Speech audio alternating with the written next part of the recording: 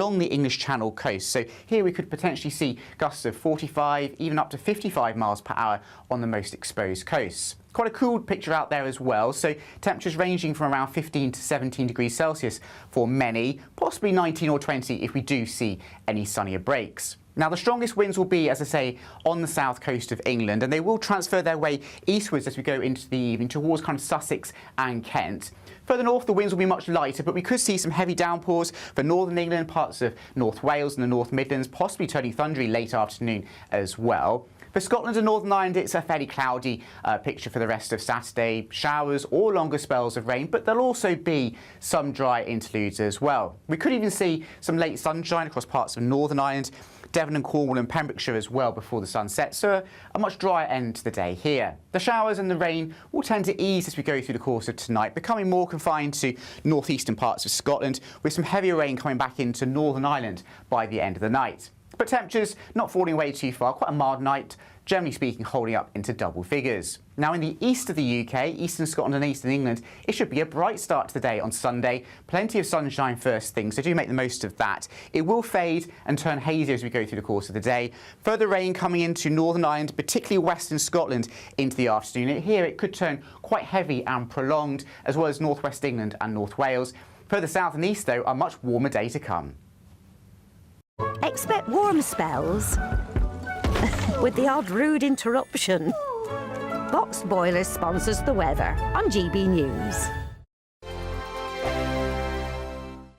Are you dreaming of a ton of tax-free cash this summer? We want to make that dream come true with a stunning £76,543 and 21 pence in cash to spend however you like. Put a new car on the drive or just relax in the knowledge that this year we've got your back.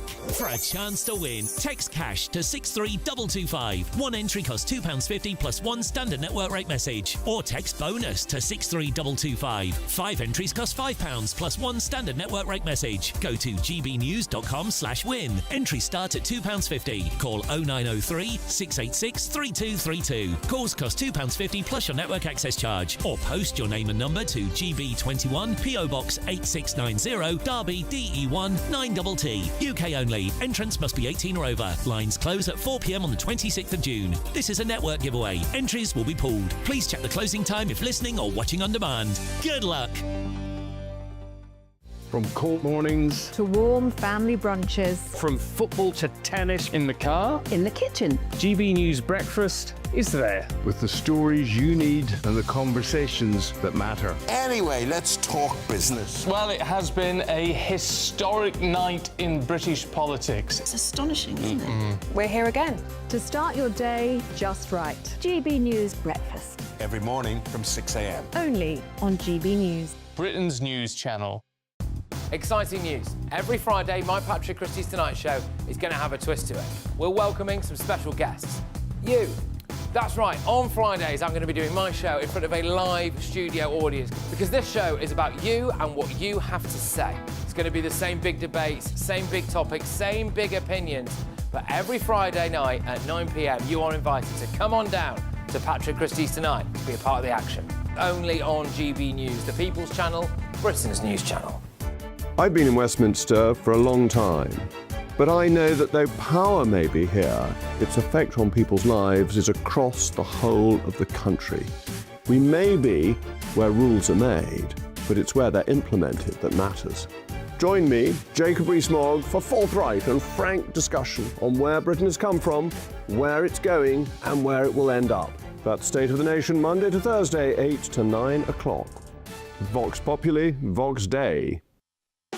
You want to know what's really going on in the corridors of power? Labour don't know what to do with you half the time, and that makes you quite lethal in the chamber. Get behind the headlines with Chopper's Political Podcast. Join me, Christopher Hope, as I sit down with the great and the good of British politics. We'll see where this ruling takes us. These are the stories shaping our nation. Chopper's Political Podcast, available now on all platforms. Listen in and stay ahead.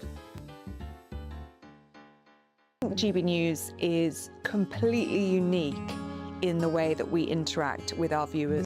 Our audience aren't afraid to have their say. They want their voices heard now. and they've got a channel where that can happen. I find more and more as I'm wandering around, people come up to me and they say, "We saw you on television." I say, "Oh yes, on what?" "On GB News." Hello, are you the famous Sue? The whole crew hid me here now. We came to celebrate. It's our job to be the eyes and ears of the viewers. They are part of the GBNews family, and I'm pleased to say it's a very large family. And if people go to the time and trouble of listening and watching, then we've got to do a good job for them. Well, I'm here right in the epicentre of the protest. Here we go again. You just tuned in. Where have you been? It is raucous here tonight. That's what makes us the fearless champion of Britain.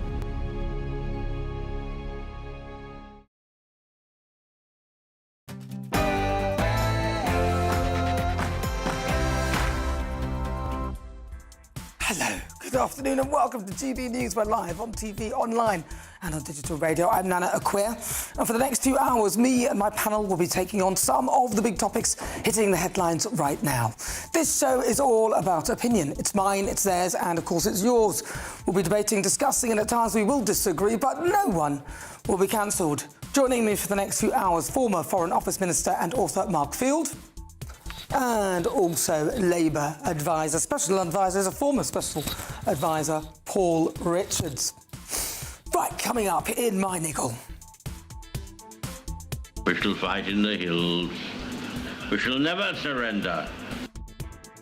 Lay out my thoughts on wartime Prime Minister Sir Winston Churchill and other legendary figures being dropped from banknotes because they are apparently elitist and divisive. That is in my niggle at 4. You won't want to miss that. Also coming up, Downing Street have hit out at JD Vance for what they say is seeking to stir up division following the murder of Henry Novak. It comes after the US Vice President blamed a mass invasion of migrants for the teenager's death. We'll have the latest on this almighty row. Then in the Great British Debate, I'm asking, police can't always treat races equally. That's what David Lammy says. Really? Is he right? The Justice Secretary said that police may not always need to treat people of different racial origins equally, depending on circumstance. What's he talking about? So I'm asking, is it right that police can't always treat races equally? David Lammy seems to think so. My poll is live on GB News. Please cast that vote. Also coming up today. Duty to come back, as well as wanting to be back, because, as I was saying earlier, to a lot of people this is just a series of names, and they are to us. But suddenly we come to a name and we knew that guy. Today marks the 82nd anniversary of the D-Day landings. We'll be live in Normandy, hearing from those who turned the tide on Hitler's Germany. And my skincare expert, a skincare expert, also known as the Skin Queen, who helped me after she saw my skin condition through the TV and through my makeup. Incredible lady Andrea. She will be joining us live to discuss with advice and tips for a fresher and younger looking skin. And also in my interview, joining me, members of the London Warriors American football team to discuss the history and progression of the club since being founded in 2005. I'll be asking about the work they do off the pitch to help young people secure university places and employment. They'll be joining me in the studio just after 5 o'clock. You won't want to miss that. But before we get started, your latest news with Bethany Elsey.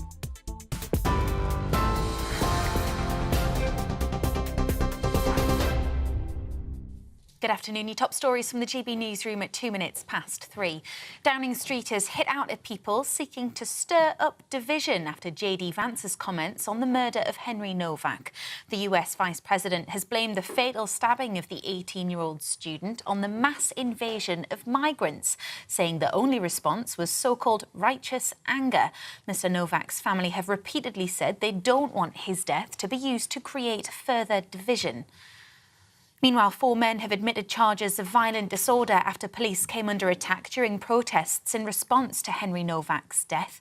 Clashes erupted between protesters and police in Southampton on Tuesday, following the release of body cam footage which showed the teenager being handcuffed after he'd been stabbed by Vikram Digwa. 11 Hampshire officers and a police dog were injured as missiles and wheelie bins and chairs were thrown at them. David Sullivan has stepped down as chairman of West Ham with immediate effect. The 77-year-old is leaving his role of 16 years to fight what he calls false allegations about his private life. Mr. Sullivan has denied any illegal conduct but says he's resigning for the benefit of transparency. He's been the club's largest single shareholder since the death of business partner David Gold in January 2023.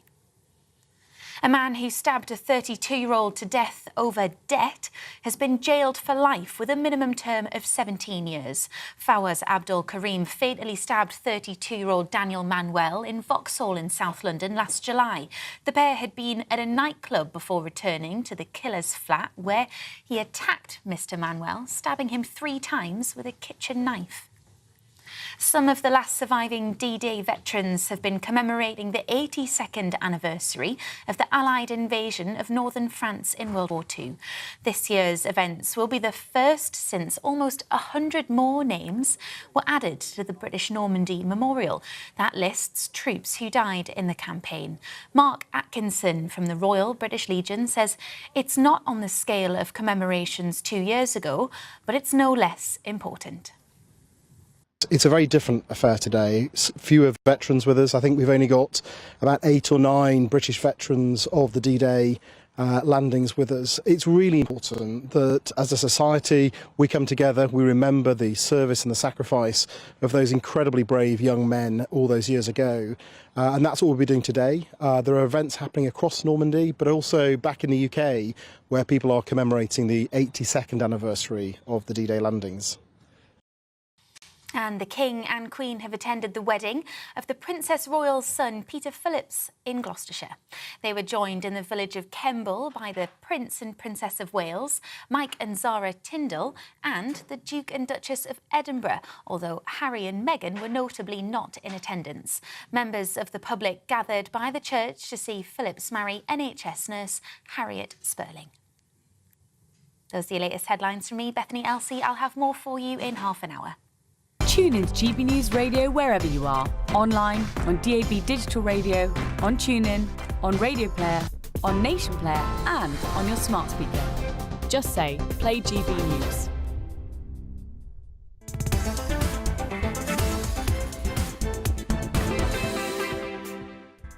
Hello, good afternoon and welcome to GB News. We're live on TV, online and on digital radio. I'm Nana Akua. Now, coming up, Downing Street has hit out at JD Vance for what they say is seeking to stir up division following the murder of Henry Nowak. It comes after the US Vice President blamed a mass invasion of migrants for the teenager's death. We'll bring you the latest on that row. Then in the Great British Debate, I'm asking, police can't always treat races equally, says David Lammy. Is he right? The Justice Secretary said that police may not always need to treat people of different racial origins equally, depending on circumstance. So in the Great British Debate, I'm asking, police can't always treat races equally, says David Lammy. Is he right? When is he ever right? My poll is live on GB News. Please cast your vote now.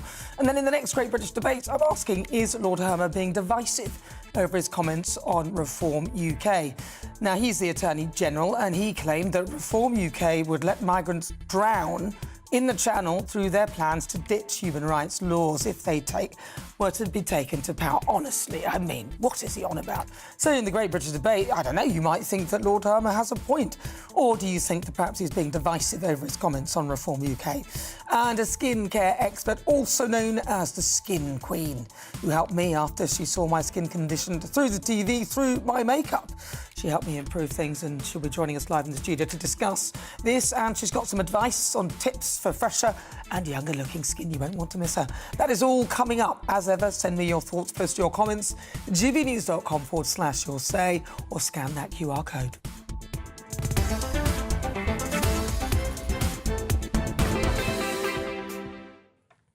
So the Vice President of the United States, JD Vance, has blamed Henry Nowak's death on the mass invasion of migrants. He made the comments in an X post. Downing Street has since reacted, hitting out at people trying to interfere in our democracy and seeking to stir up division. Well, let's speak to journalist Dr. Sean Walsh, who joins us now. Sean, welcome to the programme. Thank you very much for joining us. OK, So what do you think? JD Vance, does he have a point or has he missed it completely? Well, he's got a point, which is expressed slightly clumsily because there's an inaccuracy there, I think, which means that people are opposed to what he's got to say in a deeper sense, can sort of latch onto that. This was not really a debate I wanted to write about today. I got up this morning with the intention of writing about the Pope's encyclical on artificial intelligence, but I was drawn into this because I was thinking about the nature of rage and anger. Now, JD Vance, like me, is a Catholic. Can I just sort of say what it is that we're talking about here and give you a Catholic take on this and the nature of what anger is? Because I was thinking about Farage specifically. We are talking about a situation where a young man, a boy actually, blameless, is bound by agents of the state and left to suffocate in public whilst the people who cause that look on and count themselves as being the victims in that situation. Now, for anyone with a Christian sensibility, that is very obviously resonant. And it is only right that we are able to talk about these things. And it is only right, and Nigel Farage is right, that we look at those things with a cool rage. Now, you say that, or not you, but people are saying, Downing Street is saying that JD Vance is interfering. I don't care whether he's interfering or not. I think he's offering an opinion, and if that counts as interference, then good. And if he is being divisive, then my reply to that is this. There is nothing necessarily wrong about being divisive if what is being divided is the good from the bad. Now, can I just say something very quickly about Nigel Farage and his comments? And that would be this. That would be this. Farage is absolutely right. And when he suggests that this tragedy, this monstrosity, should be responded to with cool rage, then he is only saying that anybody normal would respond to it like that. But people on the left, Farage's opponents in particular, have reacted with hot rage at Farage's comments about feeling cold rage. And I looked upon those people in the House of Commons, and the only unkindness I've seen in the last week has been put on display by those people who were jeering, who were sneering, and who, frankly, were juvenile. There is, in the traditions of, Vance, I think, refers to righteous anger. He's quite correct. There is a theology of anger. The Christian tradition talks about anger. Jesus got angry. Jesus did not go into the temple and remonstrate with the moneylenders or the money changers and call for a process or a dialogue. Jesus got angry. And there are perfectly reasonable and good and justified forms of anger which, under certain circumstances, are obligatory. They're not an indulgence, they are the way that you should feel about things. And I think Farage, whatever else you may think about Farage, was absolutely correct on this occasion. And I think his detractors have behaved disgracefully. And I think possibly because they lack the language and the intellectual insight to see the deeper significance of what's happened this week, and obviously going back to when Henry was murdered and slaughtered and frankly sacrificed to the gods of DEI. So sorry if that was a bit of a rant, but I had to get that off. You know, what you said resonated, and it would have resonated with many people. But there'll be others listening saying that, well, whilst I understand the meaning of cold rage, which wouldn't be the fiery stuff where you go fighting and shouting, but a cold rage where you will think about what has happened and work and calculate the best way to deal with it, so not get hot-headed. Many people wouldn't interpret that, and some would say that what he said was, in a sense, created a rage or helped to stoke a rage. And that's the argument that people would make with regard to Nigel Farage's comments. And all the other political leaders who called him divisive equally used the story to their own ends as well. Absolutely, they did, yeah. People were reacting with anger, not to anything Farage said, but they were reacting to the tragedy of the situation, which, and I don't know the truth of what Henry's parents have called for or not called for here. I don't trust Starmer's interpretation of it because I don't trust Starmer, because to the extent that he's a person and not an algorithm of some sort, he's dishonest. But there is a perfectly decent tradition of moral philosophy going back at least to Aristotle, which says that anger directed in the right way, towards the right thing, for the right amount of time and in the right degree, is actually the right reaction towards injustice. That's a view that goes through Thomas Aquinas and is integrated into the Catechism of the Catholic Church. And that's all that J.D. Vance is saying. And if, from my point of view, that's all he's saying, and if that gives Downing Street some cause for concern, I don't care. And if there are people who are saying that people are being mischievous, politically mischievous for their own ends, then everybody is doing that. And I think that's an unhelpful distraction. And I think people in this country are sick of strategies of distraction that are being played out and rolled out all the time so that we cannot speak about the things that we are worried about.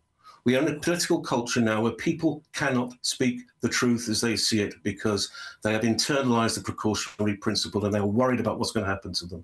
And if it takes someone like Vance to point this out time and time again, and he's not late to this party, J.D. Vance has an honourable history of speaking out about this. If it takes someone like that, then fine, I don't care. God draws straight lines with crooked instruments, and if those instruments are Nigel Farage and a Republican vice president, then so be it. All right. Thank you very much, Dr. Sean Walsh. Thank you so much. Really good to talk to you. Thank you, Nana. Well, in relation to J.D. Vance's statement on Henry Novak at Downing Street, a spokesperson said, in recent days, we have seen people trying to interfere in our democracy and seeking to stir up division on our streets. The Novak family are grieving after Henry's horrific murder. They have said that they do not want his death to be used to create further division, hatred or tension. We should be respecting their wishes. Our politics should bring people together, even in the most terrible of circumstances. That is who we are as a country. Well, good afternoon. If you just joined me, it's just coming up to 3:15. I'm Nana Akua, and today, of course, marks the 82nd anniversary of D-Day, which is the largest seaborne invasion in military history. Thousands have gathered across Normandy to honour the Allied troops who stormed the beaches on June the 6th, 1944, turning the tide of the Second World War. Ceremonies and tributes are taking place throughout the day to commemorate those who fought and died for Europe's liberation. Well, GB News' national reporter Charlie Peters is in Normandy for us. Charlie. Good afternoon to you, Nana. Yes, we're now in the Bayeux Cemetery. Earlier this morning, we were at the British Normandy Memorial for a very moving service, attended by the Secretary of State for Defence and also dignitaries from France as well, creating that strong sense of fraternity between the United Kingdom and France, a theme that's been consistent throughout our time here over the last few days, as we have seen so many French people, some of them, they said they were children when the D-Day landings took place, coming out to thank the British veterans, their families and indeed their descendants, both by blood and also in service, for coming over the Channel and for paying their respects as well. It has been a tremendous act of commemoration, but also, to be frank, Nana, it's been one of celebration as well, one of joy, a bit of pride about the effectiveness of the Allied forces, what they managed to achieve, some 160,000 landing on the first day, and then millions following afterwards, achieving that extraordinary liberation of Normandy, then France, then Europe and the world. But here in Bayeux, obviously, as you'd expect, the mood becomes more reflective, more commemorative, one of remembrance. Well, speaking earlier here at the cemetery, Lord Coker, who's a defence minister, spoke about how he felt about D-Day and also a bit about the details about his personal connection. And Lord Coker, we've spoken more generally about D-Day and its significance, but is there a personal reflection that comes to mind every time you are here? Well, I'm named after my uncle, Sergeant Vernon Coker. He was a member of the Devonshire Regiment that became a member of 3 Commando Special Services Brigade. He landed on Sword Beach, not far away from here, and was killed on D-Day fighting for the freedoms that we've just been speaking about. So it's a very personal reminder to me, named after my uncle, who died defending the freedom that I enjoy and so many of us enjoy. And there'll be so many families who will watch this interview, will have their own recollections, their own memories. The important thing is these men stood and fought for freedom, and it's our responsibility to recognise their sacrifice as we ourselves defend our own freedoms today. There are so many more families, as Lord Coker says, who will be thinking about their loved ones who may be buried here, like King, Private King of the Devonshire Regiment, Private Lancaster of the South Wales Borderers, another South Wales Borderer, Private Blackett. And I just want to bring in some reflection now on Able Seaman Barclay, a South African, Nana. There are well over 4,000 buried here, most of them British, but also so many other Commonwealth nationalities, and indeed Italians, Germans, Czechoslovakians. There's a message here and a lovely photo of Able Seaman Barclay underneath the South African flag. And the message says that Barclay was killed on D-Day after his landing craft hit a mine on Omaha Beach. And it says, "Now you rest forevermore in the peaceful Bayeux cemetery. The whole of South Africa and the Commonwealth salutes your bravery." That's been signed by some families that I'm sure know the memory of Able Seaman Barclay. And his memory and his story will be matched by thousands more throughout this cemetery, millions more around the world. In Normandy. Well, stay with us. Loads more still to come, but right now it is time for the Great British Giveaway. Your chance to win £76,543.21 in tax-free cash. Here are the details. We're here at the Imperial Island Resort in Paphos to celebrate the chance to enjoy your most spectacular summer to date. Someone has to win our stunning cash prize of £76,543.21, and that person really could be you. Imagine all of the fun you could have this year with that. You could treat the family, treat your friends, make it a super summer for everyone you know. Or just enjoy a bit of me time, safe in the knowledge all those day-to-day financial stresses have been taken care of. £76,543.21 in totally tax-free cash could be yours in time for summer. Just make sure you don't miss out as lines close on the 26th of June.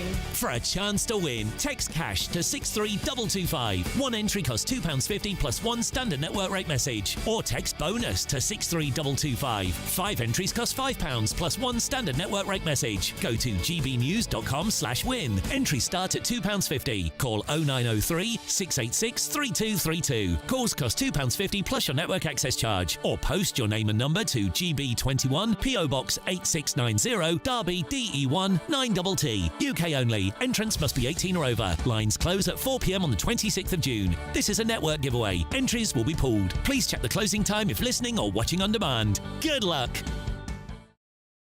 Yes, good luck indeed. Still to come. This is GB News. I'm Nana Akua. In my niggle, I'll lay out my thoughts on wartime Prime Minister Sir Winston Churchill being dropped from banknotes because he was too elitist and divisive. That's next. But in the Great British Debate, I'm asking, police can't always treat races equally, says David Lammy. Is he right? This is GB News.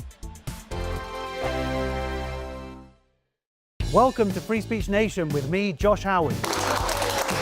This is the show where each week we see what's happening in the world of culture, current affairs and politics. First we'll say, welcome to the UK. Oh, thank you. And we're not afraid to use our free speech so that you can use yours. It's not controversial in the slightest to anyone who hasn't lost their mind. Free Speech Nation, Sunday nights at 7 p.m. Only on GB News, the People's Channel, Britain's news channel.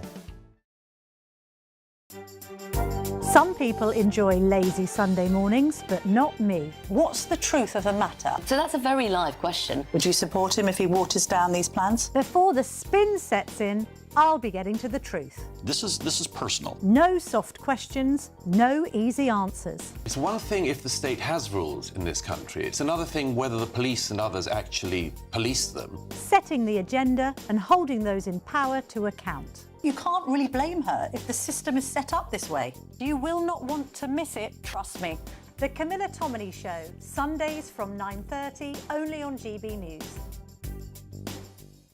Hi, I'm Michelle Dewberry, and my show is your opportunity to cut through all the noise and dive in headfirst to some robust debates. Ideas clash. Situation, no, isn't it? Because the failure is you're deliberately avoiding my point. Nothing's held back. And if you think this is the end of it, wait for more. And we do not shy away from the difficult stuff. Sometimes I want to shake people and say, if only you understood. So join me on Dubes & Co. weeknights at 6 p.m. only on GB News, Britain's news channel.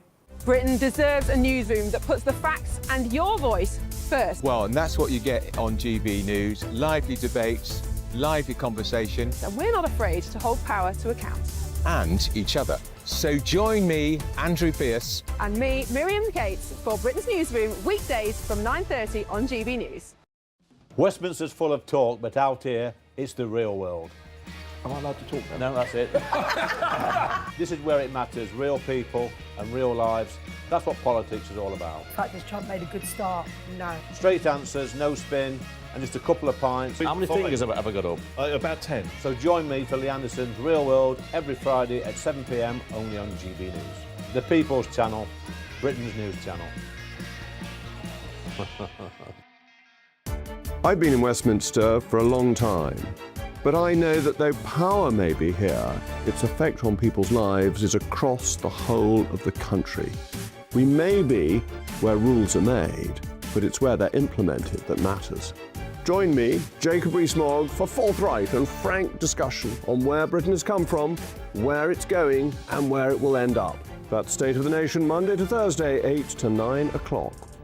Vox Populi, Vox Dei.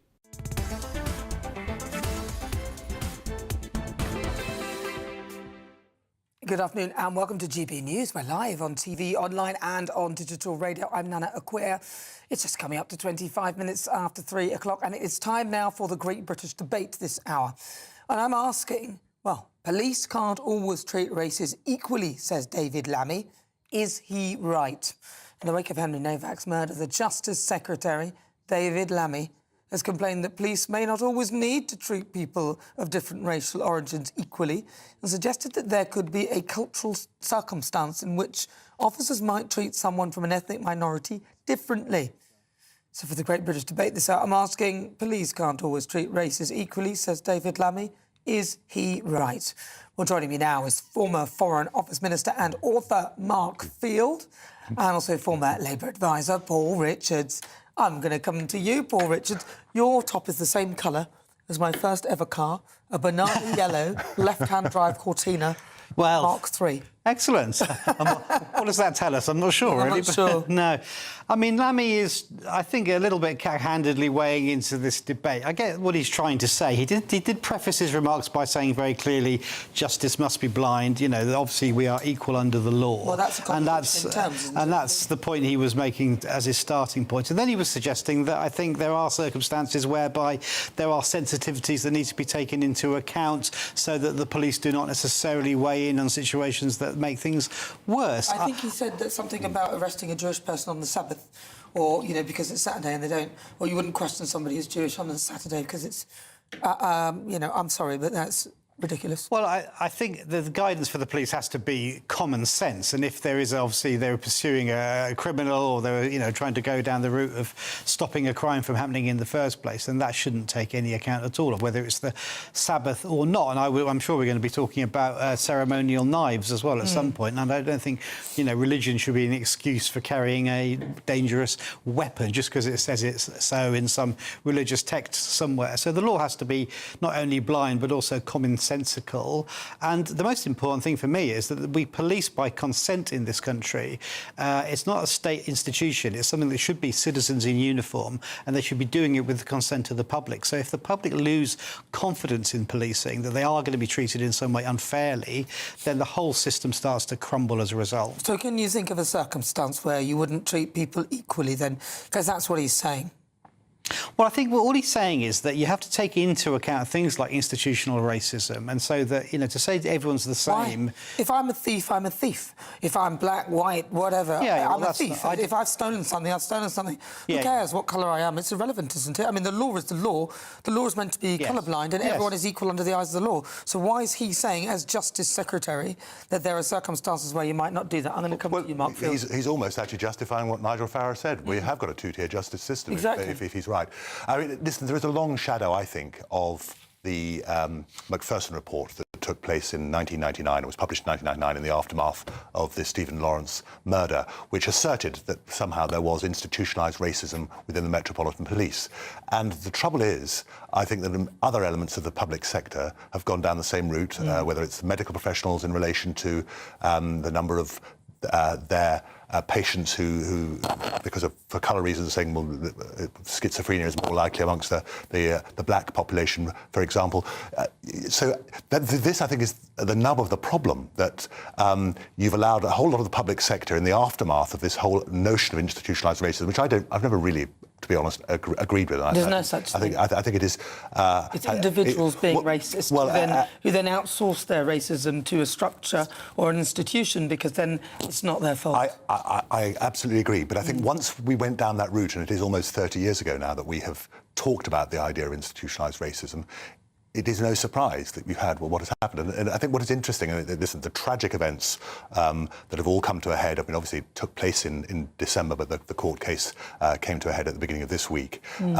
Also mirror what happened out in Nottingham 2 or 3 years ago. And the mother of Barnaby Webber, one of the 3 people who was murdered by a schizophrenic who was known to the police, known to the medical profession locally. And again, there was a sense, well, because he's of a particular racial background, as we're seeing in all the paperwork. This is very, very dangerous, I think, once you start talking in relation to institutionalised racism. And I have to say... But what about David Lammy, though? What's he talking about? Because he... Well, I think he's trying to square the circle. And, of course, people in politics try to do this to a certain extent. And he is trying to square the circle of trying to hold, because I think a lot of people do not have trust in the police, going back to what Paul said, and I think this is the major problem that we now face. It's not just the police, but I think many of our institutions are no longer trusted. But specifically David Lammy, should he be saying such a thing? Is he right in what he's saying, that there are circumstances, so he gives an example about the Sabbath, where you might not do something on the Sabbath because the person's Jewish? Well, no, and I think the reality is, as I say, that he's almost justifying precisely what Keir Starmer has said was totally unacceptable, which is Nigel Farage's view that there is a two-tier policing, which I'm afraid is a perception held by many, many millions of Britons. All right, well, just a reminder to those who are watching and listening, friends of GB News, you can vote in today's You Decide poll for free. All you have to do is scan the QR code that you see on the side of your screen. And I'm asking you, and this is how it's positioned, police can't always treat races equally, says David Lammy. Is he right? Yes or no? Let me know what you think, and we'll bring you those results later on in the programme. Well, if you just tuned in, welcome. You're with me. Still to come, my niggle. I'll be laying out my thoughts on wartime Prime Minister Sir Winston Churchill and others being dropped from the banknotes because apparently they're elitist and it is divisive. But next, in the Great British debate, I'm asking, is Lord Hermer being divisive? Another one over his comments on Reform UK. First, your latest news headlines with Bethany Elsey.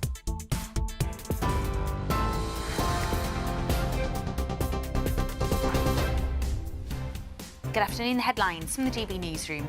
Downing Street has suggested the US Vice President is trying to stir up division by blaming the death of British teenager Henry Novak on what JD Vance has called the mass invasion of migrants. 6 more men have been charged following violent disorder in Southampton on Tuesday, which followed the release of police body cam footage of Henry's final moments. David Sullivan has stepped down as chairman of West Ham with immediate effect to fight what he calls false allegations about his private life. Sullivan has denied any illegal conduct but says he's resigning for the benefit of transparency. Events are taking place in Normandy today to mark the 82nd anniversary of D-Day. Key figures in the success of the Normandy landings are being honoured today. Those are your latest headlines. I'll have more for you at 4 o'clock. Tune in to GB News Radio wherever you are. Online, on DAB digital radio, on TuneIn, on Radio Player, on Nation Player and on your smart speaker. Just say, play GB News.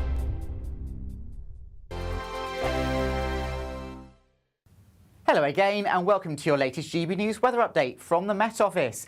It's still quite windy out there this afternoon and into this evening in the south, and we've all got some further rain or showers to come through the rest of today. This area of low pressure has been bringing the really strong winds across the south of the UK on Saturday, but now we turn our attention towards the north and the west, where we've got this wiggling weather front that will move in for Sunday.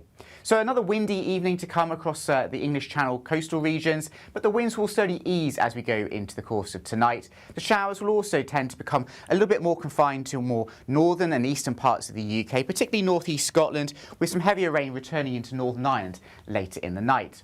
But for most, it will turn a bit drier and temperatures won't fall away too far, so they'll hold up into double figures for many of us as we go into the overnight hours. Now for tomorrow, Sunday actually dawns on a fairly bright note for many eastern areas. Some early morning sunshine for eastern England, the East Midlands and East Anglia. Further west though, thicker cloud, bits and pieces of light rain or the odd shower for parts of Wales. Some drizzly outbreaks across northern England over the Pennines too, and perhaps some longer spells of heavy rain for Northern Ireland and southwest Scotland.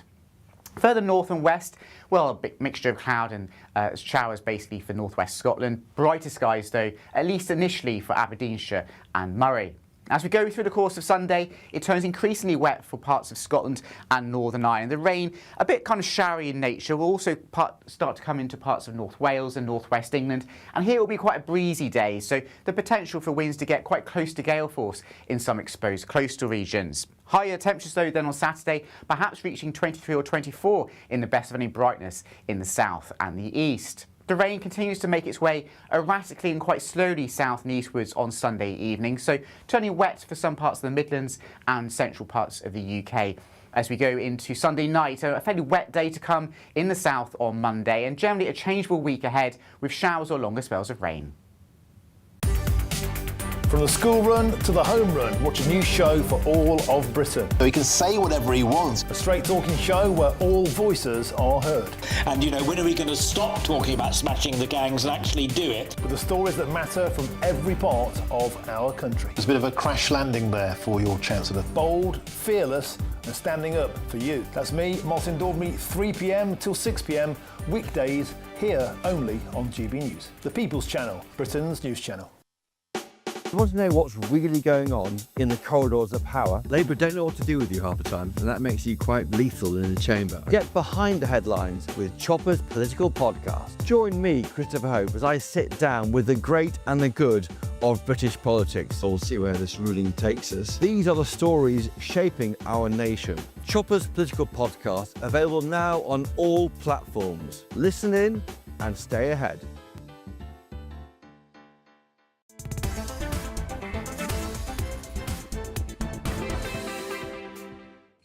Good afternoon. It's just gone 35 minutes after 3 o'clock. If you just tuned in, well, you know we start at 3, but I'll let you off because it's only 35 minutes in, so it's all good. I'm Nana Akua. This is GB News. We are Britain's #1 news channel. We're live on TV, online and on digital radio. And don't forget, you can stream us live as well on YouTube. But right now, it's time for the Great British Debate. And I'm asking, is Lord Hermer being divisive over his comments on Reform UK? Now, he is the Attorney General. He said that Reform UK would let migrants drown in the Channel through their plans to ditch human rights laws and deport all illegal arrivals, adding that the only way the government would end the small boats crisis was through international cooperation to crack down on people smugglers. How is that working out, Keir? Not so. So for the Great British Debate this hour, I'm asking, is Lord Hermer being divisive over his comments on Reform UK? Well, joining me now, former Foreign Office Minister and author Mark Field, and also former Labour Special Advisor Paul Richards. Well, I've had this happen to me before. I went on the Jeremy Vine show on Channel 5. Suella Braverman had come up with an idea that you could, or was it one of the two, Suella or whoever was for Home Office or Foreign Minister at the time. Maybe it was Priti Patel. It was Priti Patel at the time, I think it was. And she came up with an idea that they would have jet skis, they'd go out onto... Anyway, I said, well, you know, if you know that's the case and you're not going to be rescued, don't get on the boats. Wow. I got so... You'd watch people die, you know, and I'm like... All I said was don't get on the boat. Don't get on a boat. Anyway, that went crazy. Yes. And now I think, here we go again, Lord Hermer being very divisive by saying that if we leave the ECHR legislation that we helped to create, that we're suddenly going to become all evil. It's nonsense. And, I mean, obviously it's playing the politics. There's a vital by-election, I think, taking place within the next 2 weeks, which we can't mention, of course. But you just have. I will say no, I'll say no more. All right, stop. Get on with it. No. But I mean, actually, Lucy Powell has also said the same, saying that Nigel Farage is going to be a threat to democracy, and also suggesting that technology companies have got all sorts of algorithms that are being abused. And I mean, part of this is just hysteria, but also there's an element, I think, of arrogance involved, which is to turn around and say, well, you know, the only way that people are going to be gullible enough to vote for Reform UK is because they're being gulled into it by bots on some sort of technology. I mean, and this, I think, is part of the problem, that they don't get it, that there's a lot of unease about a whole range of issues, and immigration is one of many. I mean, I think it's to do with the state of the economy, the state of, you know, where the country is going, the sense of having no political leadership at the moment. So my impression of what Lord Hermer was saying was it was really part of this. To how do we push back and try and put Reform UK on the rack? But I don't think anyone's really listening to what he has to say, and I suspect Paul Richards is not going to have to defend Lord Hermer much longer the way things are going. I am going to pick you up there, Mark, on this idea that the internet companies are benign and there's just lots of information that people can pick and choose from. You know full well there is misinformation being pumped out there. I'm not saying they're entirely benign, but you know, it is a road to tyranny if we're starting to say but on the a government of the day will determine what is and isn't acceptable opinion. It does need policing, though, because people are pumping stuff out there that are AI-generated cartoons and things of people. Jess Sato is taking X to court, as you know, because of the misrepresentation of her as a public figure. And there's things that are established as myths in the minds of people, which are just not true, that have been pumped into their homes through social media. Can we get back to Lord Hermer?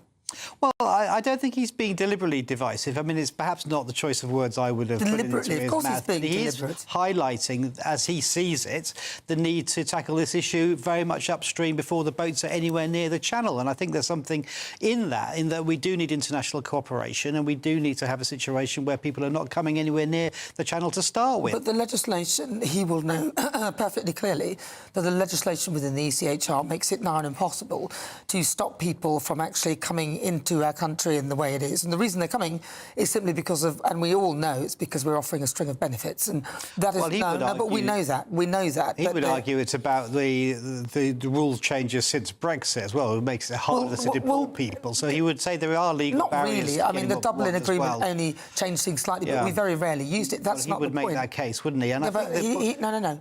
That's not the point. He is making the point that you need international cooperation. And I think that's fair. That's obvious. And we need the French to do far more for the money that we're giving them. The Belgians are doing a lot as well. But we do need to have this upstream. And that's when we say smash the gangs. That's what we mean. Because once they're on the water and they're halfway across the channel, it's too late. OK, so why will Nigel Farage changing the ECHR so that people can't use it as a way of staying in this country? How will that mean that people will drown in the channel?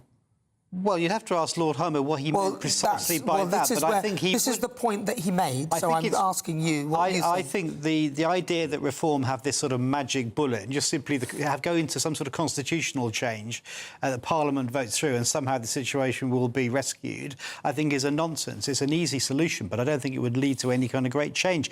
The way you have to change this is by pushing on a number of different areas, including smashing the gangs, disrupting the business model, doing more in France and in Belgium, and also tackling some of the issues that drive people into migration in the first place. But the idea you just simply change the constitution and everything will be OK is a nonsense. I don't think that's what he said. He said that Reform UK, and I'll quote, let migrants drown in the channel through their plans to ditch human rights laws and deport all illegal arrivals. I think that is hyperbole, and it's not the sort of language that I would have chosen. But his broader point about throwing the baby out with the bathwater by getting rid of our human rights laws, I think is a point well made.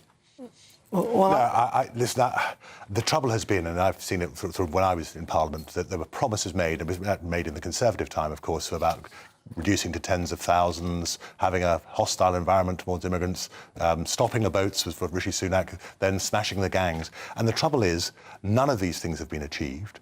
There's been minuscule amount of progress, and the public have just lost trust in what politicians are saying. And I think, as far as the ECHR is concerned, probably if you'd asked me 5 or 6 years ago, my instinct would be, well, listen, I think we should probably stay in.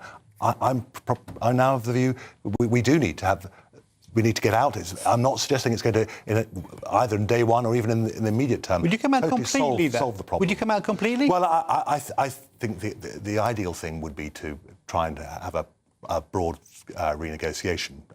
So there may be derogations of certain elements. So I mean, that's an interesting legal point. And I suspect there are a lot of European countries who, again, 4 or 5 years ago would have pushed their hand up at that, and now much more, not least because of their own. But even domestic that audience. is not the answer in itself, is it? No, it isn't. It isn't. It is a constitutional change, and those do not lead to outcomes unless you have the means to do it on the ground as well. The broader thing is we have had in the last 15 years so much unrest, civil wars in Middle East and in Africa, and huge numbers of migrants have been coming through Europe wanting to stay.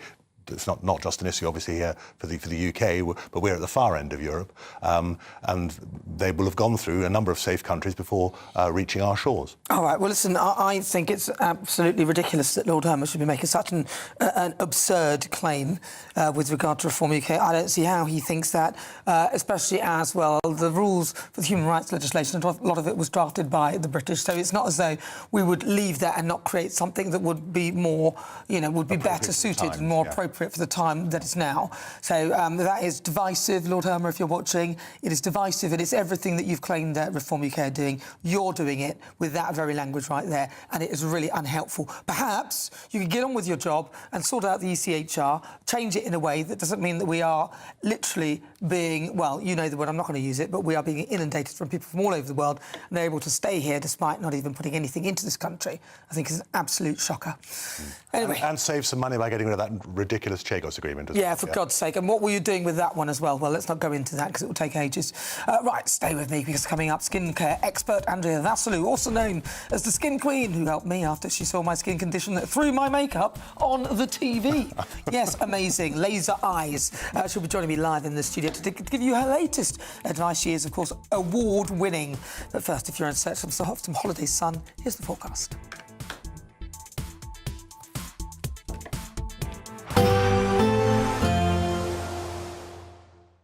Ready to soak up that holiday sunshine?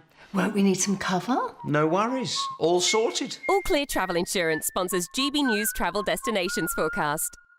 If you're heading away this weekend, well, you've picked a good time as high pressure dominates much of Europe. Lots of sunshine, mostly dry as well. Across the Canary Islands, temperatures climbing towards the high 20s, a little bit fresher in Madeira. But for Portugal, much of Spain, as well as Italy, as we look towards parts of Greece and Turkey too. High pressure dominates. There's the odd shower around through Sunday across Greece in particular. But high pressure really is dominating next week to bring plenty of sunshine and temperatures in the high 20s. Bye-bye. All Clear Travel Insurance sponsors GB News Travel Destinations Forecast. Exciting news. Every Friday, my Patrick Christie's Tonight Show is going to have a twist to it. We're welcoming some special guests. You. That's right, on Fridays I'm going to be doing my show in front of a live studio audience because this show is about you and what you have to say. It's going to be the same big debates, same big topics, same big opinions. But every Friday night at 9 p.m, you are invited to come on down to Patrick Christie's Tonight to be a part of the action. Only on GB News, the People's Channel, Britain's news channel. GB News Breakfast, every day from 6 a.m. I'm a bit worried about the future of the biscuit because it seems that people aren't really drinking tea in this country anymore. And I think you really need a cup of tea with a biscuit, but we're all coffee drinkers these days. Yeah, I mean, this might be a bit controversial, but I like a cup of coffee with a biscuit. But so I think it's fine. I think it's just, things can kind of develop and change, and that's okay. But I think what doesn't change is that biscuits are such a sort of important part of the kind of bedrock of our culture. I mean, we eat more biscuits as a nation than any other nation by some margin. So, and I think they're about sharing and connection as well. That people taking a bit of time out, for tea and biscuits or coffee and biscuits. That's part of what it's all about. Why is it, though, that, because when we have this debate about, what's your favourite biscuit, and loads of people get in touch, it always gets people going, but it also seems to take you back to your childhood. There's a real childhood connection with the biscuit somehow. It's also about the moments, isn't it? It's about the moments when you have biscuits, the connections that we make. And I think that's probably what makes it kind of distinctive in our culture. You go around to someone's house and they offer you tea and biscuits and a plate of biscuits. It's part of our hospitality as well. It is, and I like that you can have a biscuit at 11 o'clock a.m. and then a 4 o'clock biscuit. The correct times for biscuits, I think. I agree. 11s was a big part of my childhood. Yes, me too. There's never a wrong time. I have for to a say biscuit. it's a big part of my adulthood as well. 11s. Oh, is it? Yeah, well, especially doing this show, you need 11s, you need 12s, you need snacks all day. You need a good biscuit anytime. GB News, the People's Channel. I've been in Westminster for a long time, but I know that though power may be here, its effect on people's lives is across the whole of the country. We may be where rules are made, but it's where they're implemented that matters. Join me, Jacob Rees-Mogg, for forthright and frank discussion on where Britain has come from, where it's going, and where it will end up. That's State of the Nation, Monday to Thursday, 8 to 9 o'clock. Vox Populi, Vox Dei.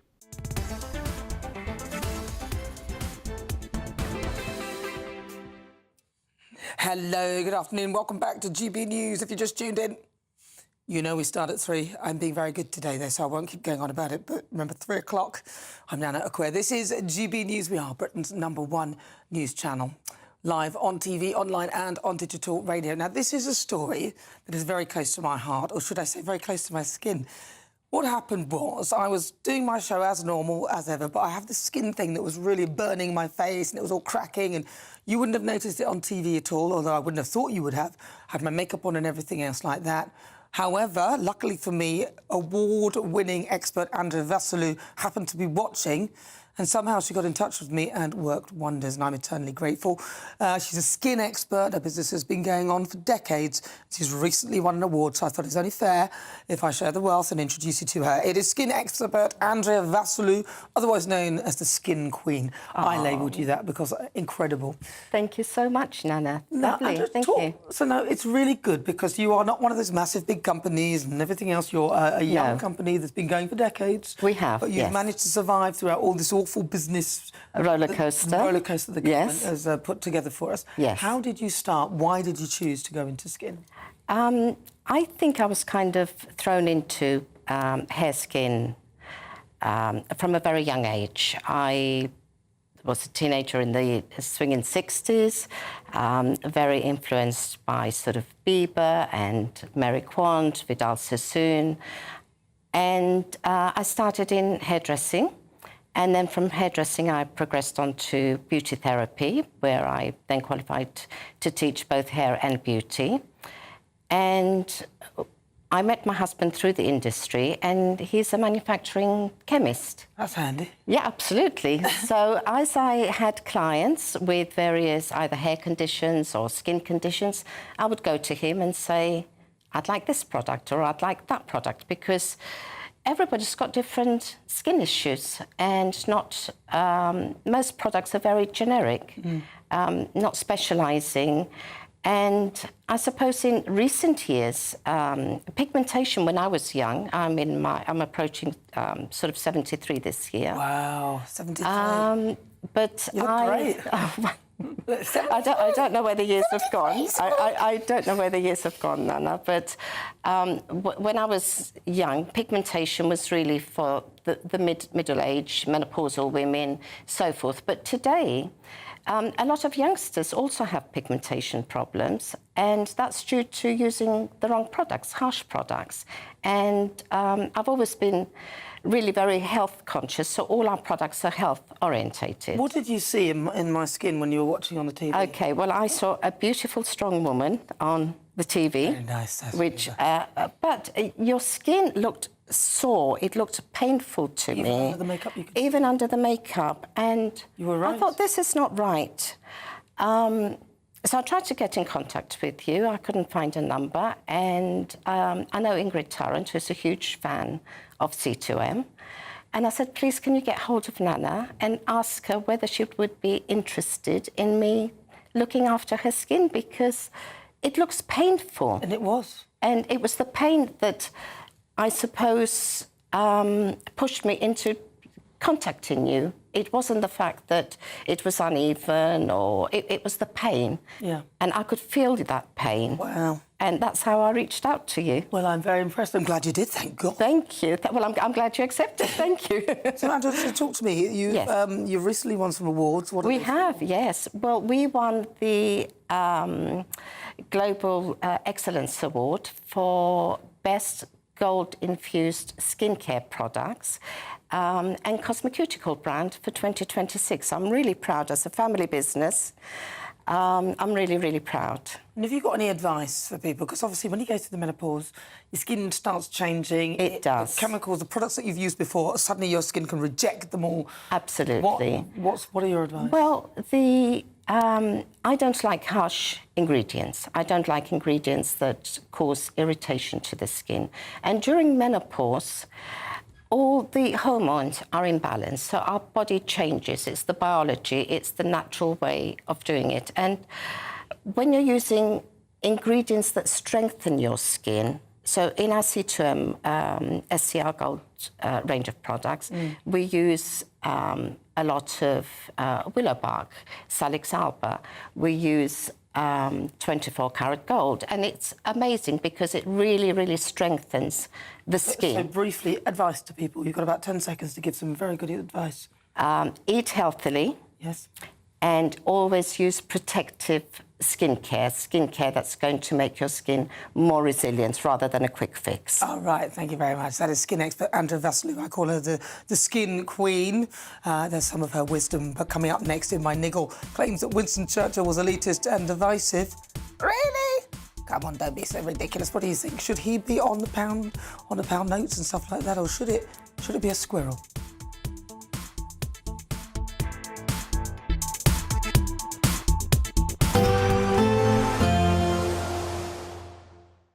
Expect warm spells with the odd rude interruption. Boxed Boilers sponsors the weather on GB News. Hello again and welcome to your latest GB News weather update from the Met Office. It's still quite windy out there this afternoon and into this evening in the south, and we've all got some further rain or showers to come through the rest of today. This area of low pressure has been bringing the really strong winds across the south of the UK on Saturday, but now we turn our attention towards the north and the west, where we've got this wiggling weather front that will move in for Sunday. So another windy evening to come across the English Channel coastal regions, but the winds will slowly ease as we go into the course of tonight. The showers will also tend to become a little bit more confined to more northern and eastern parts of the UK, particularly northeast Scotland, with some heavier rain returning into Northern Ireland later in the night. But for most, it will turn a bit drier, and temperatures won't fall away too far, so they'll hold up into double figures for many of us as we go into the overnight hours. Now, for tomorrow, Sunday actually dawns on a fairly bright note for many eastern areas. Some early morning sunshine for eastern England, the East Midlands and East Anglia. Further west, though, thicker cloud, bits and pieces of light rain or the odd shower for parts of Wales. Some drizzly outbreaks across northern England over the Pennines too, and perhaps some longer spells of heavy rain for Northern Ireland and southwest Scotland. Further north and west, well, a big mixture of cloud and showers basically for northwest Scotland. Brighter skies, though, at least initially for Aberdeenshire and Moray. As we go through the course of Sunday, it turns increasingly wet for parts of Scotland and Northern Ireland. The rain, a bit kind of showery in nature, will also start to come into parts of North Wales and northwest England. And here it will be quite a breezy day, so the potential for winds to get quite close to gale force in some exposed coastal regions. Higher temperatures, though, than on Saturday, perhaps reaching 23 or 24 in the best of any brightness in the south and the east. The rain continues to make its way erratically and quite slowly south and eastwards on Sunday evening, so turning wet for some parts of the Midlands and central parts of the UK. As we go into Sunday night, a fairly wet day to come in the south on Monday, and generally a changeable week ahead with showers or longer spells of rain. Expect warm spells with the odd rude interruption. Boxed Boilers sponsors the weather on GB News. £76,543 and 21 pence in tax-free cash could be yours this summer. That's totally tax-free cash to spend on anything you like. And remember, because it's totally tax-free cash, you'll get to keep every single penny. For a chance to win, text cash to 63225. One entry costs £2.50 plus one standard network rate message. Or text bonus to 63225. 5 entries cost £5 plus one standard network rate message. Go to gbnews.com/win. Entries start at £2.50. Call 0903 686 3232. Calls cost £2.50 plus your network access charge. Or post your name and number to GB21 PO Box 8690 Derby DE1 9TT. UK only. Entrance must be 18 or over. Lines close at 4 p.m. on the 26th of June. This is a network giveaway. Entries will be pulled. Please check the closing time if listening or watching on demand. Good luck. Bold. They are under no illusion. Ray. Are you a human trafficker? Boundless. I've had enough of the nonsense, and I'm not afraid to say it. Don't get us on the BBC. Every weeknight, I tear through the headlines. The smell of gasoline. Should we be worried about it? From Westminster madness to cultural war chaos. I'm going to do now, they are throwing things out the car as we speak. Get ready, Britain. Here we go. Patrick Christie tonight, weeknights from 9 p.m, only on GB News, Britain's news channel. Do you trust what you're being told? Good, because neither do I. Those are just facts. I'm Alex Armstrong, and on my show, we'll expose the spin. Well, I want to answer that, because you didn't let me last time, because you always speak over me. The broken promises. To deny that is denying the truth. And the hypocrisy. We can allow. Stop. You think we can allow. Politics, policy, parliament. Nothing is off limits. No sugarcoating, no fear of offence, just the truth laid bare. Tune in every Saturday and Sunday at 9 p.m. for Alex Armstrong Tonight, only on GB News, Britain's news channel. Hi, I'm Michelle Dewberry, and my show is your opportunity to cut through all the noise and dive in headfirst to some robust debates. Ideas clash. Situation, isn't it? Because the failure is... You're deliberately avoiding my point. Nothing's held back. And if you think this is the end of it, wait for more. And we do not shy away from the difficult stuff. Sometimes I want to shake people and say, if only you understood. So join me on Jubes & Co. weeknights at 6 p.m, only on GB News, Britain's news channel. Britain deserves a newsroom that puts the facts and your voice first. Well, and that's what you get on GB News. Lively debates, lively conversation. And we're not afraid to hold power to account. And each other. So join me, Andrew Pearce. And me, Miriam Cates, for Britain's Newsroom, weekdays from 9:30 on GB News.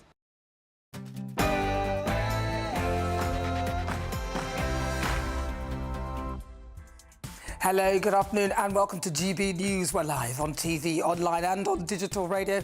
I'm Nana Akua, and for the next few hours, me and my panel will be taking on some of the big topics hitting the headlines right now. This show is all about opinion. It's mine, it's theirs, and of course it's yours. We'll be debating, discussing, and at times we will disagree, but no one will be cancelled. So joining me for the next few hours, former Foreign Office Minister and author Mark Field, and also former Labour Special Advisor Paul Richards. So coming up in my niggle. We shall fight in the hills. We shall never surrender. My thoughts on wartime Prime Minister Sir Winston Churchill and other legendary figures being dropped from banknotes because they're apparently elitist and divisive. That is in my niggle in just a moment. You won't want to miss that. Also, coming up, Downing Street has hit out at JD Vance for what they say is seeking to stir up the division following the murder of Henry Novak. It comes after the US Vice President blamed a mass invasion of migrants for the teenager's death. We'll have the latest on this almighty row. Now, police can't always treat races equally. Throughout the show, I'll be asking. David Lammy seems to think it's right, but is that true? The Justice Secretary has said that police may not always need to treat people of different races, racial origins equally depending on circumstance. Is he right? What's he talking about? In the Great British Debate, I'm asking, police can't always treat races equally, says David Lammy. But what do you think? My poll is live on gbnews.com. Also coming up today. Duty to come back, as well as wanting to be back, because, as I was saying earlier, to a lot of people this is just a series of names, and they are to us. But suddenly we come to a name and we knew that guy. Well, today marks the 82nd anniversary of the D-Day landings. We will be paying tribute and hearing from those who turned the tide on Hitler's Germany. In the interview, I'll be joined by members of the London Warriors football team. It's an American team, American football, discussing the history and progression of the club since being founded in 2005. And we'll also talk about the work they do off the pitch to help young people secure university places and employment. They'll be joining me just after 5 o'clock. You won't want to miss that. But before we get started, the latest news with Bethany Elsey.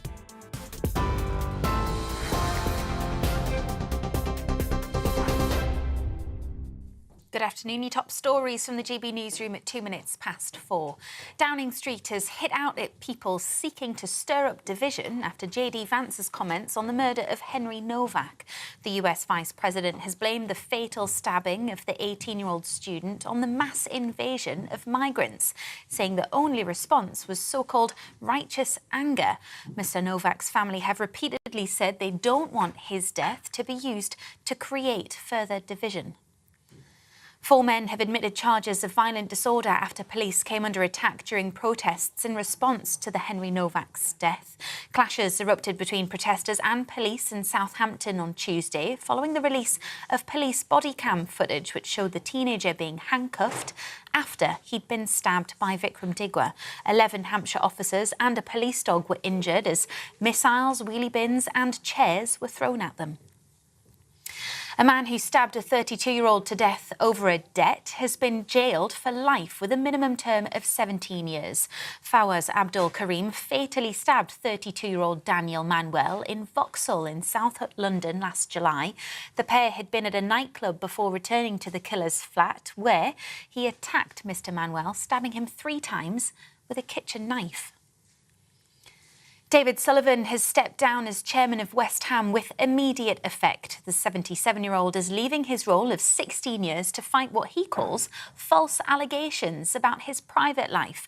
Mr. Sullivan has denied any illegal conduct but says he's resigning for the benefit of transparency. He's been the club's largest single shareholder since the death of his business partner David Gold in January 2023. Some of the last surviving D-Day veterans have been commemorating the 82nd anniversary of the Allied invasion of northern France in World War II. This year's events will be the first since almost 100 more names were added to the British Normandy Memorial, which lists troops who died in the campaign. Mark Atkinson from the Royal British Legion says it's not on the scale of commemorations from 2 years ago, but it's no less important.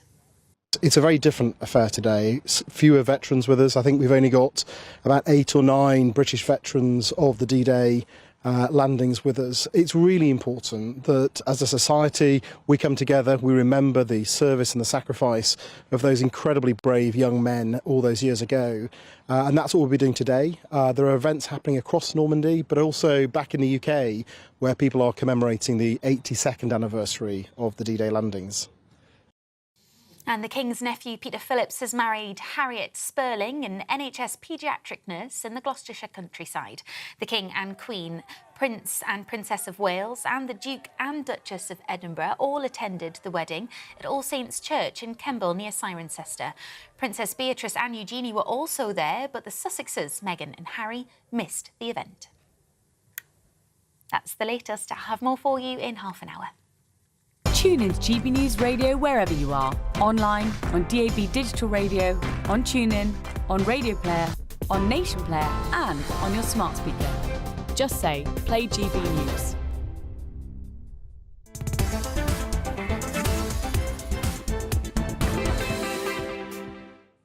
Thank you, Bethany. Good afternoon. It's fast approaching 7 minutes after 4 o'clock. I'm Nana Akua. This is GB News. We are Britain's #1 news channel, live on TV, online and on digital radio. What will they come for next? I mean, this is seriously getting ridiculous. Today is D-Day, and instead of being proud of the young men and women who fought to protect this country, instead of commemorating our incredible leaders like Winston Churchill, who had difficult decisions to make, and Alan Turing and Jane Austen, instead of keeping the great in Great Britain, we are faced with wokery, which is slowly eroding the very fabric of this country. The Bank of England have decided to replace images of these courageous individuals who have featured on our banknotes for decades with wildlife. So, puffins, owls, maybe dolphins. You seriously couldn't make this up. Why, I hear you ask? Andrew Bailey, the Governor of the Bank of England, claimed in the Telegraph this week that the bank's foremost objective is the security of our banknotes, which includes tackling the threat from counterfeiting. So basically he's implying that as it stands, the banknotes are easier to counterfeit with people's faces on, I presume. He claimed that they wanted to stay ahead of fraudsters. Sounds a bit sus to me. But it turns out that the bank's decision may have also been motivated by research, which was only disclosed after a Freedom of Information request. Apparently, the Bank of England was advised to move to images of nature after research prepared for the Bank of England staff warned that most of the 119 participants in Savanta's focus groups felt that featuring historical figures on banknotes was, I quote, potentially divisive, elitist and disconnected from their own experiences. Savanta warned that images of landmarks and historical architecture were potentially also too controversial. So let me get this straight, because 119 people in some focus groups, which sound like they were filled with middle-class lefties with too much money and time on their hands, think that these figures are divisive and elitist. Pot, kettle. The bank are replacing them with animals.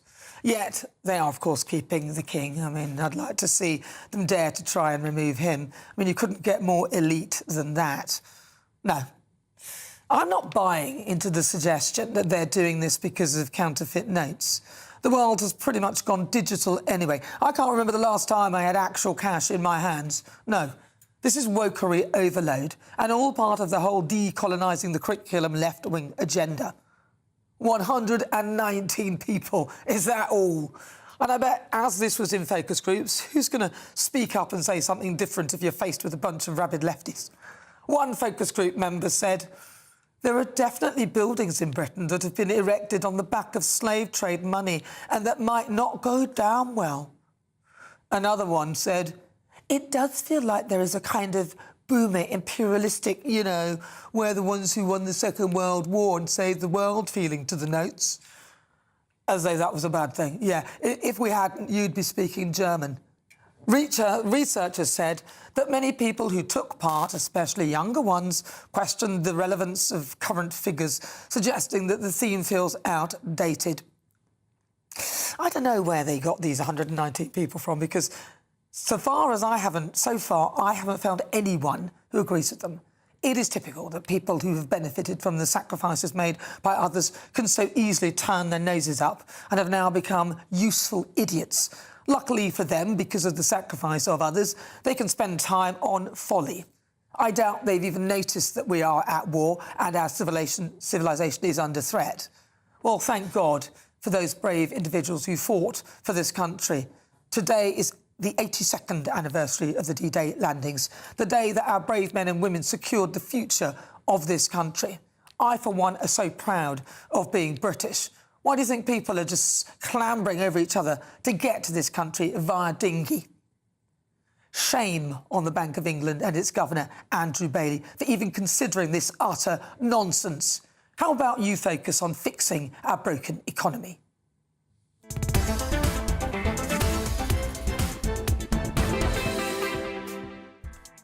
Right, so it's coming up to 11 minutes after 4 o'clock. I'm Nana Akua. You're with GB News. We're live on TV, online and on digital radio. Coming up this hour for the Great British Debate, I'm asking, do you believe Winston Churchill was elitist and divisive? This comes as the wartime Prime Minister has been dropped from the banknotes over such claims. So for the Great British Debate, I'm asking, do you believe Winston Churchill was elitist and divisive? Then, for the second Great British Debate, I'm asking, is J.D. Vance right that the UK is facing civilisational decline? The US Vice President has said that the murder of Henry Novak and mass immigration was causing civilisational decline in Britain. But do you think he's right? So in the Great British Debate, I'm asking, is J.D. Vance right that the UK is facing civilisational decline? And I'll be speaking with the Chief Scientific Officer from a breast cancer charity following new research that could help identify people as higher or lower risk of the cancer. All of that is on the way. As ever, send me your thoughts, post your comments, gbnews.com/your say.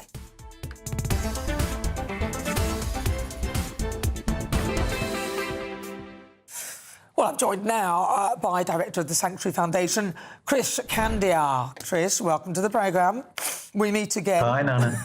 Lovely to see you, always. Look, come on, Chris. Taking off historic figures off the banknotes is kind of a bit ridiculous, isn't it? Why would you do that? Is the aim of it to... What's the point? I don't get it. Look, I think Winston Churchill is an amazing hero of our time. We wouldn't have won the Second World War without him. As you know, I'm a big fan of the European Convention on Human Rights, which was his idea.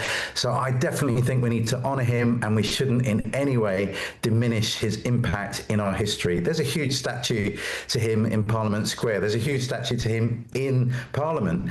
And I want to make sure it continues on the curriculum of school children around the country. But what we have on our banknotes, well, I'm open to change. People often change the decor in their house, and why not have a bit of a change? That 119 people focus group was not the only reason that the Bank of England changed its mind. They also did a survey of 44,000 people, and 60% of them said they'd rather see some animals. So I don't know what's up on the walls in your house. I don't know how many pictures of Winston Churchill you've got up, but most of us have pictures of beautiful things like deer and dolphins. So why not put them on our banknotes? I don't think this is in any way trying to diminish Winston Churchill. I think it is. Of course it is. They've just said it's elitist. They've called him elitist and divisive. No. Some people in the focus group said it was elitist, but they did another survey with 44,000 people. This is democracy, surely. What were the questions on the other survey? Would you like to see wildlife on your banknotes? That was the question, and most people said yes. Yes, instead of Winston Churchill. Did they say instead of historical figures? No. That's the thing, isn't it? They asked these questions. Would you like to see... I would say yes, I would like to see wildlife on banknotes. I'm OK. There we agree, no problem. Hang on, let me finish. I'd like to see wildlife on my banknotes, but I wouldn't expect them to be replacing Winston Churchill. Maybe the people thought that you're going to have a swan and a deer and Winston Churchill will remain there. This is the problem with these surveys. They ask questions in a way that most people might say, yes, it's like when they ask about net zero. Would you like a cleaner environment? Yes, we'd all say that. But if you said, would you like net zero, where you're forced to drive an electric car and where you're going to have windmills all over the place and you're going to have to sacrifice this, most people would say no. So, you know, but when you've got 119 people responding to a survey, and some of the quotes they've made with regard to, you know, thinking the notes are outdated because they're historical figures, which is the whole point, I think a lot of people in this country would be absolutely in arms that their history is kind of being diluted with pictures of swans, fish, dolphins on their banknotes. I hear you, Nana. Look, I'm with you. We don't want to forget the incredible sacrifice that men and women made in order to keep the liberties of our country. And we need to honour Winston Churchill for sure. But look, this seems to be quite a democratic thing. When asked, the majority of people wanted wildlife. The pictures that you're just showing on the screen there are a lot more difficult to fake than the line drawings we currently have of historic figures. So that was the other argument that they used. I don't believe that. Look, I think this is a storm in a teacup. I don't believe that at all. I don't believe that at all. They can make those banknotes as secure as hell. Who is asking them to do this? No one. Why are they doing this? Because they've got too much time in their hands to talk about wokery instead of working out what the right interest rates are. I mean, they've messed up so many times, it's ridiculous. Nobody's asking them to do that. All we want them to be is a bank and represent this country, England, and, of course, the wider parts of this country too. So it's utter madness that they'll waste our time on this when the economy is on its knees. I find it so patronising to the British people. And 44,000 people, again, what questions were they answered? It simply isn't enough. Most people I speak to think it's ludicrous that they've actually got time for this. Sure. And in fact, look, as you said earlier, most of us don't use cash anymore anyway. Exactly. We're all using tap on and tap off. So again, I don't think this is worth getting really upset about. I do think we are agreed. Let's keep remembering the brave men and women that died for our country and the leaders that got us through the war. But this banknote thing, storm in a teacup. I don't think so. I think this banknote thing is an absolute insult to some of those great people. I mean, Jane Austen, why would you take her off? the banknotes. I mean, she's an incredible author, wrote some incredible books. Totally, yeah, I agree. An example of some of the talent that has come out of this country. Alan Turing, excellent code breaker. I mean, why on earth would you take him out after the incredible contribution that he made as well? Winston Churchill, what are they talking about? Instead, you're going to replace it with a squirrel, a dolphin, probably even a rat. No, what have you got? What have you got on the walls of your house? How many historic figures have you got? I bet you've got more wildlife than you've got historic figures. This is not a big deal. I haven't. I've got pictures of my children who mean something to me. Beautiful. I've got African like wooden carvings, and I've got some nice sceneries. I've got a couple from something that was given to me in the Dominican Republic. That Any Winston Churchill? Any Alan Turing? I don't need that because I've got it on the banknotes. I don't need that. I've got the reminder of these people on banknotes and things that mean something to this country. Finally, Chris, do you think that there is a slow, almost a dilution of what it is to be British and how great this country is with these things? Because again, the comments were that it's elitist and that it's divisive. The same language we hear from the left all the time when they're trying to break down the structures of this country and indoctrinate some sort of wokery. Look, I don't want to see any of our history forgotten. I think we must keep reminding every generation just how terrible the war is, how we need to pursue peace. So I think we must keep remembering our history. And I don't think this banknote conversation is the game changer in that. Well, I think for a lot of people, they'd be quite angry at that. If they really want to do stuff like that, put in wildlife, I suggest they can put it in the gaps, but they should still keep those incredible historic When I was figures. born, 1971, I had a check of this. They didn't have any historic figures on our banknotes. They used to just have the insignia of the Bank of England, apparently on the 10-bob note, which I can't really remember. But so this is only the last 50 years, I think, that we've had historic figures on banknotes. So back in the olden times, we didn't think this was important. Well, perhaps after that we realised that it was, and that it was a great way of remembering those people who've contributed to this country. I think it's an absolute, well, I just think it's disgraceful. Chris Candia, thank you very much. Really good to talk to you. Always a pleasure. Thank you very much. All right, it's time for the Great British Giveaway. Your chance to win £76,543.21 in tax-free cash. Here are the details. Welcome to the Imperial Island Resort in Paphos. There's an incredible £76,543.21 in tax-free cash to be won. Cash to spend however you like. Which means you really could be enjoying the 5-star treatment this summer. Cheers! All that cash could take you on the trip of a lifetime, or just enable you to relax in the knowledge that the rest of the year is on us. You could really make a splash this summer. For a chance to win £76,543.21 in tax-free cash, text cash to 63225. One entry costs £2.50 plus one standard network rate message. Or text bonus to 63225. 5 entries cost £5 plus one standard network rate message. Go to gbnews.com/win. Entries start at £2.50. Call 0903 686 3232. Calls cost £2.50 plus your network access charge. Or post your name and number to GB21 PO Box 8690 Derby DE1 9TT. UK only. Entrance must be 18 or over. Lines close at 4 p.m. on the 26th of June. This is a network giveaway. Entries will be pulled. Please check the closing time if listening or watching on demand. Good luck. Yes, good luck indeed. And thank you very much to Janice, otherwise known as Jan, for your lovely message. I do have it. I've just read it now. Thank you very much. She gave me a bit of feedback, so I appreciate that. Very kind of her. All right, well, listen, stay with me. I'm Nana Akua. It is just coming up to 21 minutes after 4. Yes, you, Janice, I'm talking to you. Yes, we're live on TV, online and on digital radio. Joining me in the interview, I'll be joined by members of the London Warriors, an American football team, but they're British. They're here to discuss the history of the club and also the work they do on and off the pitch with young people, helping them to secure university places and employment. Very interesting stories there. Don't go anywhere. But next, it's time for the Great British Debate, and I'm asking, do you believe that Winston Churchill was elitist and divisive? This is GB News.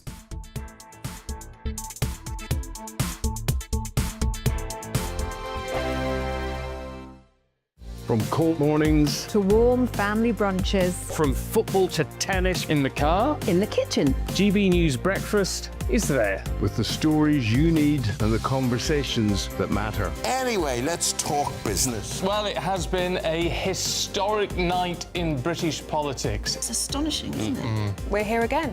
To start your day just right. GB News Breakfast. Every morning from 6 a.m. Only on GB News. Britain's news channel. At the stroke of midnight, the news doesn't stop, and neither do we. Day in, day out. Forget stuffy late night TV shows. We're giving you a front row ticket to the centre of the political universe. Because breaking news doesn't wait for the morning. And neither do we. Join us for one of the most controversial and volatile times of politics in human history. A very big story. Big story over here. You won't get this anywhere else. The Late Show live at midnight, every night. Only on GB News. Some people enjoy lazy Sunday mornings, but not me. What's the truth of the matter? So that's a very live question. Would you support him if he waters down these plans? Before the spin sets in, I'll be getting to the truth. This is personal. No soft questions, no easy answers. It's one thing if the state has rules in this country. It's another thing whether the police and others actually police them. Setting the agenda and holding those in power to account. You can't really blame her if the system is set up this way. You will not want to miss it, trust me. The Camilla Tominey Show, Sundays from 9:30, only on GB News. At GB News, we love to hear from you, our loyal community.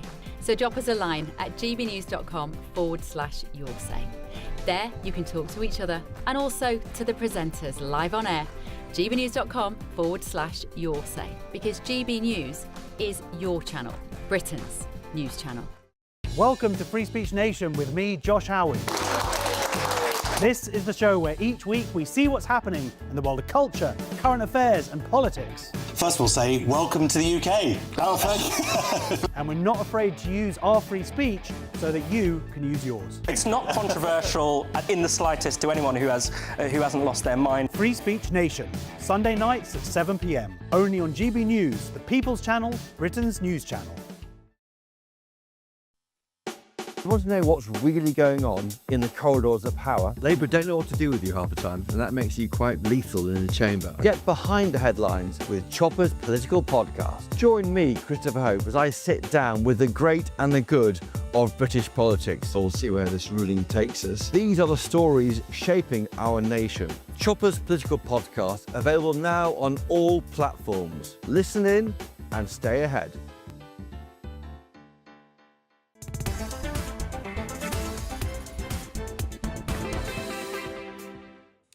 24 minutes after 4 o'clock. Welcome to GB News. We are Britain's #1 news channel. Yeah, it's good, isn't it? They said we wouldn't last 6 months. Well, look at them now. All right, I'm Nana Akua. It's time for the Great British Debate this hour, and I'm asking, do you believe that Winston Churchill was elitist and divisive? Historical figures, including the legendary wartime Prime Minister, have been dropped from banknotes by the Bank of England after being told that they were elitist and divisive. And apparently they claimed that it was easier to forge. I think it's got to be harder to forge faces than it is to forge a little otter or a squirrel or whatever. I mean, I don't know what an actual otter or squirrel... You know, I wouldn't know where the eyes should be and everything else like that, but someone's face... I don't know. Anyway, I don't believe any of it. They were told that they were contentious and not representative of the UK's cultural and natural diversity. Now, that's what they've been saying. So anything to destroy things that make this country great. So I'm asking, do you believe that Winston Churchill was elitist and divisive? Well, joining me now, former Foreign Office Minister and author Mark Field, also former Labour advisor Paul Richards. Mark Field, I will start with you on this one. Yes, he was elitist and divisive. He was divisive if you go down to South Wales, down to Tony Pandy, you know, they'll say, 1910 miners' strike. You know, he was the Home Secretary, brought the police and the army in to break up the strike. He was quite elitist. I mean, he stood up against the idea that there should be home rule for India in the 1930s, and said things that today would be regarded as quite racist. But And let's remember this, on the 82nd anniversary of D-Day, he was the man who rescued this country. In May of 1940, this country was about to go under the threat of fascism, and we needed leadership, political leadership. We've needed a lot more of it more recently as well. And Winston Churchill was the man, cometh the hour. So, yes, he was elitist and divisive, certainly by modern-day standards, but should that mean we take him off our banknotes? And no, in my view.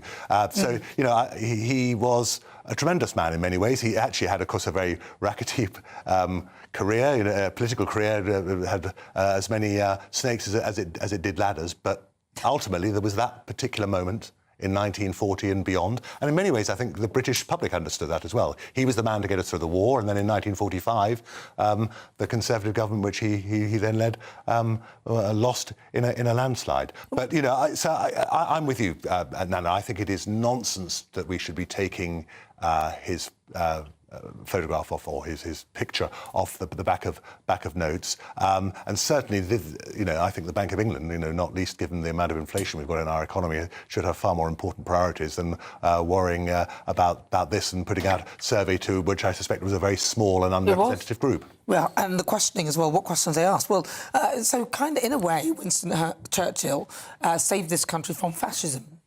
Now, those on the left will be the first ones to say, call people fascists and want to protect whatever it is they have because they believe from fascism. So the kind of people on this survey and the kind of respondents, they seem quite left-wing if you read some of the comments that they made. Mm-hmm. Well, a lot of young people who are very much on the left, do you think it's almost a lack of understanding, really, of what Winston Churchill contributed to this country? Probably, yes. I mean, it's interesting that in the footage there, we just saw Clem Attlee, who served as his deputy during the war. That's the Labour leader, who then took over from him after the landslide that Mark describes. And, of course, he was a divisive figure politically. Not everyone agreed with him. He made tons of mistakes in his political career. One big thing right, which was warning about Germany. Yeah. From 1931, 1932 arguing onwards, for rearmament, right at the outset. and saying war is coming, we need to rearm, and then being the leader that could lead us through those perilous first few months through the Blitz and beyond. So, he was a controversial figure who got one big thing right, thank heavens. And the history needs to be taught in its round. No great figure is just good or bad. They are complex figures. Should it be on the notes? Well, he's only been on the notes since 2016, so it's not some ancient tradition we're undermining. He's only been on for 10 years and now he's not going to be on anymore. Doesn't mean they're pulling down the statues of Winston Churchill. Just means he's not going to be on the fiver. Yeah, but I think it's all more insulting. I don't think it is. What they're replacing him with are rodents.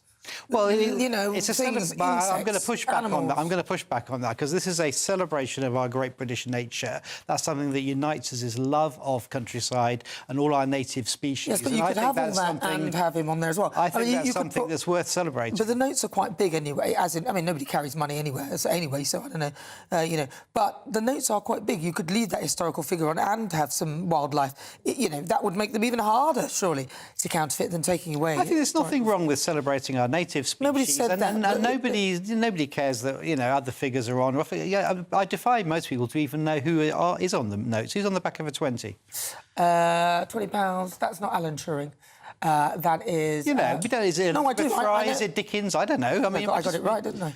At various times we've had Shakespeare and other people Shakespeare's on, come and gone. Exactly, that's the kind of thing we want on there. We want historical figures I think on our foxes, badgers, otters... You can have foxes and badgers and otters these are great things in the middle. Celebrate. You don't have to take away the leaders. You can't have Churchill and a fox. You can have a little fox. Have you seen how big the notes are?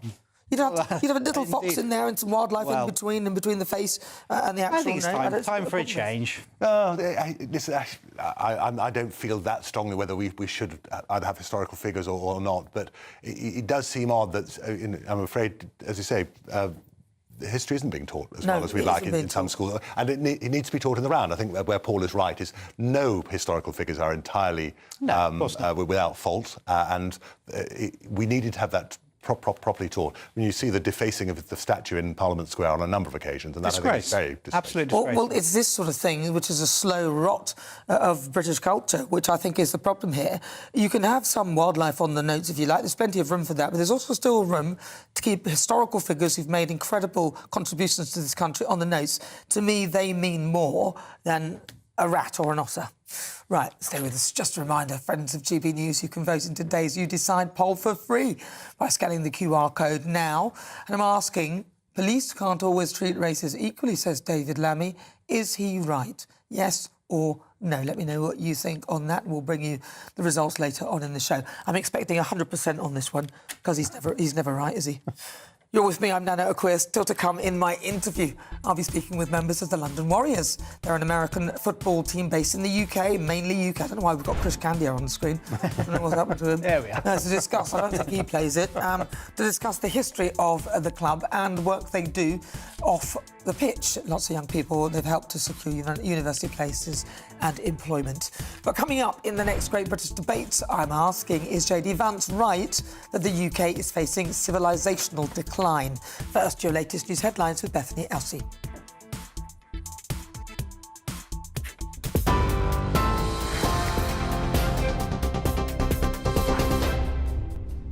Good afternoon. The headlines from the GB newsroom.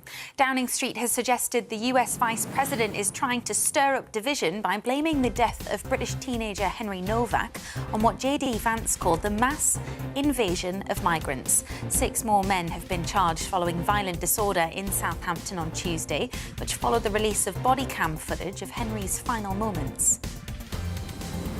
David Sullivan has stepped down as chairman of West Ham with immediate effect to fight what he calls false allegations about his private life. Sullivan has denied any illegal conduct but says he's resigning for the benefit of transparency. Events are taking place in Normandy today to mark the 82nd anniversary of D-Day. Key figures in the success of the Normandy landings are being honoured today. And the King's nephew, Peter Phillips, has married Harriet Spurling, an NHS paediatric nurse in Gloucestershire countryside. The King and Queen, Prince and Princess of Wales and the Duke and Duchess of Edinburgh all attended the wedding at All Saints Church in Kemble. Those are the headlines for now. I'll have more for you at 5 o'clock. Tune in to GB News Radio wherever you are. Online, on DAB Digital Radio, on TuneIn, on Radio Player, on Nation Player and on your smart speaker. Just say, play GB News.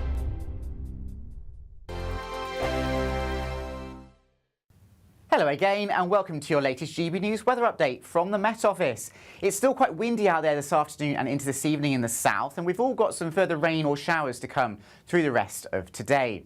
This area of low pressure has been bringing the really strong winds across the south of the UK on Saturday, but now we turn our attention towards the north and the west, where we've got this wiggling weather front that will move in for Sunday. So another windy evening to come across the English Channel coastal regions, but the winds will slowly ease as we go into the course of tonight. The showers will also tend to become a little bit more confined to more northern and eastern parts of the UK, particularly northeast Scotland, with some heavier rain returning into Northern Ireland later in the night. But for most it will turn a bit drier and temperatures won't fall away too far, so they'll hold up into double figures for many of us as we go into the overnight hours. Now for tomorrow, Sunday actually dawns on a fairly bright note for many eastern areas. Some early morning sunshine for eastern England, the East Midlands and East Anglia. Further west though, thicker cloud, bits and pieces of light rain or the odd shower for parts of Wales. Some drizzly outbreaks across northern England over the Pennines too, and perhaps some longer spells of heavy rain for Northern Ireland and southwest Scotland. Further north and west, well, a big mixture of cloud and showers basically for northwest Scotland. Brighter skies though, at least initially for Aberdeenshire and Moray.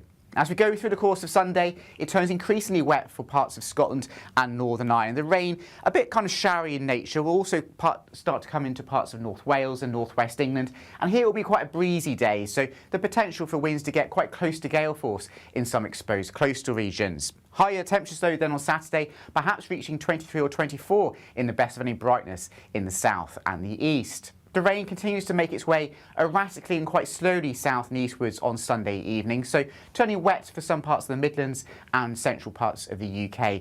As we go into Sunday night, a fairly wet day to come in the south on Monday, and generally a changeable week ahead with showers or longer spells of rain. I've been in Westminster for a long time, but I know that though power may be here, its effect on people's lives is across the whole of the country. We may be where rules are made, but it's where they're implemented that matters. Join me, Jacob Rees-Mogg, for forthright and frank discussion on where Britain has come from, where it's going and where it will end up. That's State of the Nation, Monday to Thursday, 8 to 9 o'clock. Vox Populi, Vox Dei. From cold mornings to warm family brunches, from football to tennis in the car, in the kitchen. GB News Breakfast is there with the stories you need and the conversations that matter. Anyway, let's talk business. Well, it has been a historic night in British politics. It's astonishing, isn't it? We're here again to start your day just right. GB News Breakfast. Every morning from 6 a.m. Only on GB News. Britain's news channel.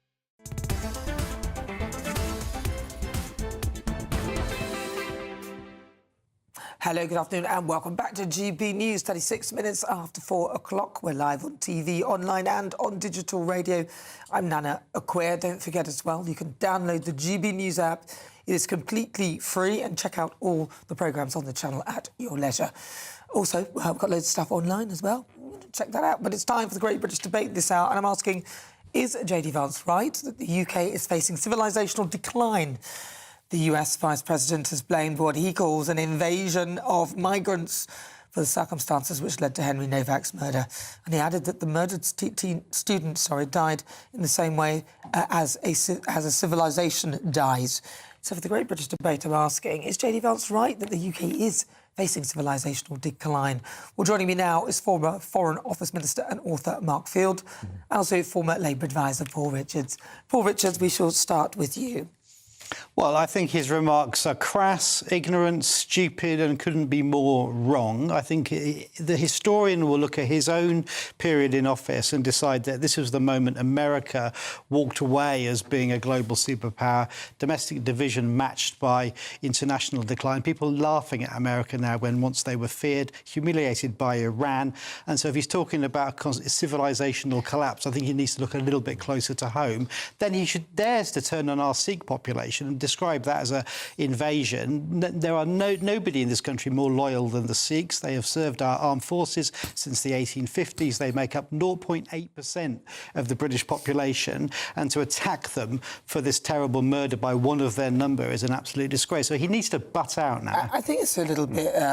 I think it's a bit off of you to make out that he said that about the Sikh community. That's not what he said, is it? I don't think he did. I think you've interpreted that quite badly. Who is he talking about then? Immigration, which he's saying is ruining the foundation. He's using this terrible murder in a way that the family implored us not to. You're using what he's said and you're twisting it to point it directly at the Sikh community. That's not what he said. He's commenting on specifically this murder in a way that he really shouldn't be. He's talking about none of his business. He's talking about mass immigration, and we're not seeing mass immigration from specifically the Sikh community, are we? He's saying this murder is a result of migration, and that's completely wrong and crass and stupid. What he is saying is it's an element of, it shows a kind of civilisational decline. But he's wrong. I think he's making a party political point back for America, which, of course, they have been fairly successful at closing off their borders. We in Europe have not. And as I say, we've had a number of civil wars that are still raging in the Middle East and in Africa. Where I think Paul is right, I don't think he was actually particularly saying anything about the Sikh community. And you're quite right. I mean, in many ways, I believe that the particular family have now been ostracised by much of the Sikh community because the Sikh community is very law-abiding. I look at it particularly out in North and in West London, in the boroughs of Hounslow, Hillingdon and Ealing. We've got significant numbers of Sikhs here in London, very much regarded as stalwarts of the local community, work hard to integrate, very proud of the background from Amritsar, but also extremely proud of being British citizens. And as a community, I think, have much to be said for them. I think the only thing I would say about this, what JD Vance has said, why are we making a big fuss about it? I mean, we know that he and his boss do spend a lot of their time on social media saying relatively inflammatory things. But the reality is, Paul, 6 years ago, when there were problems on America's streets, when George Floyd was murdered, and that was seen as existential for American policing, Keir Starmer and others were very much at the forefront to take a knee and to be very critical. So it's fairly difficult, I think, for them to complain that JD Vance is somehow interfering in British affairs. Well, I don't know if they're complaining. I'm complaining. I'm complaining about JD Vance, but I think that it's different in the sense that, though, they wouldn't then segueing from that terrible situation of George Floyd to say America is finished and it's all over and civilization. I think they were very critical about American policing and without knowing all the facts of what was going on the ground. Listen, it would be far better, I think, just to let this thing pass rather than making a big song and dance about what. So why has he said it then? What's he playing at? To be fair, he has made a regular complaint about Europe and Europe's failure to control its borders as having a massive impact on the day-to-day life within the continent. When you look at America and what's going on, I think he needs to focus on his own troubles, frankly. Well, you can focus on your own troubles, but you can still make comments on others. And I think I just take exception to the way you've approached this, Paul, because the truth is, what JD Vance is saying is that it is, from what I take from what he's saying, is that the way we are going about things, we are eroding our civilization and we are enabling this decline through mass immigration, because the way we're doing it is the people who are coming are not necessarily respecting our structures and our culture. And that is eroding away at it. Now, with regard to this very sad case of Henry Novak, I think what he was saying was this kind of epitomises the way we have, in a sense, been brainwashed, the behaviour of our police force, simply because they've, in a sense, been indoctrinated with lots of nonsense about DEI and everything else like that has embedded itself in our culture. That's not what he said, though. That's an argument. That's your argument, but that's not what he's saying. It's not what JD Vance is saying. He's not saying that. He is saying that it is a symptom of civilisational decline, and I see what he's saying. Because the way those police officers behaved was as though they'd been indoctrinated to, somebody said racism, so racism is more important than somebody who's been stabbed, and that is kind of where we are. That's a different point, though. What he said was... If you read the whole thing, he's talking about an energy that's kind of been fostered. He's saying some sort of... He used the word invasion, and he said it was mass migration led directly to this murder. That was the point he was trying to make out of this tragedy, even though the family have told us not to,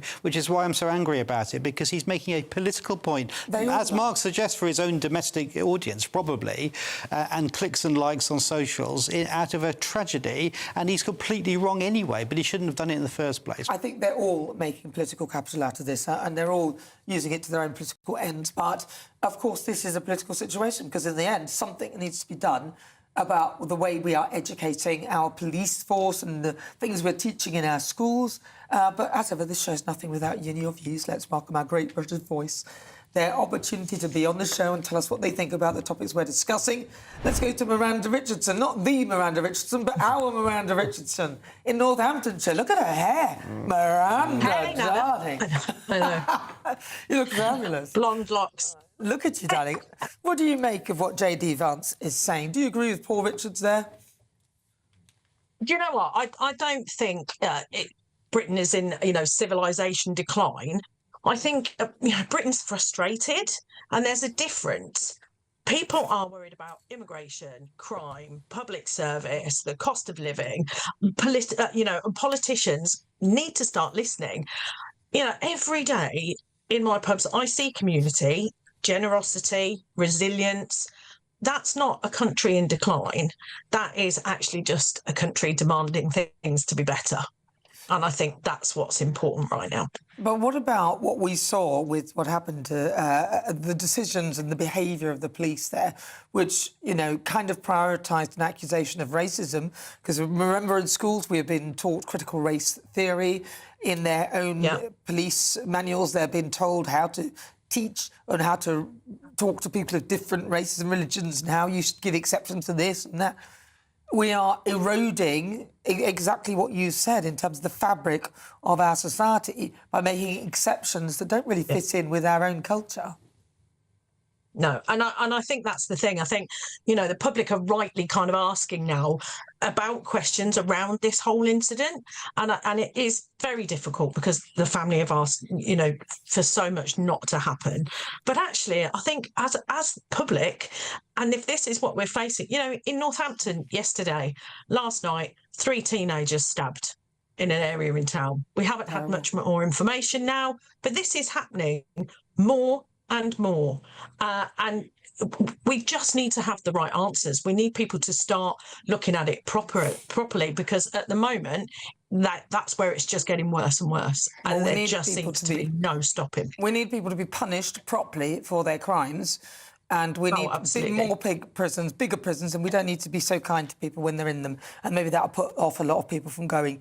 Miranda Richardson, thank you very much. In Northamptonshire, she's our great British voice.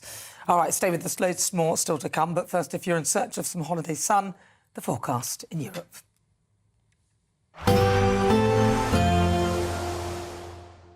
Can't wait to get in that sea. Lovely and warm. Just like the feeling of having great travel insurance. All Clear Travel Insurance sponsors GB News Travel Destinations Forecast.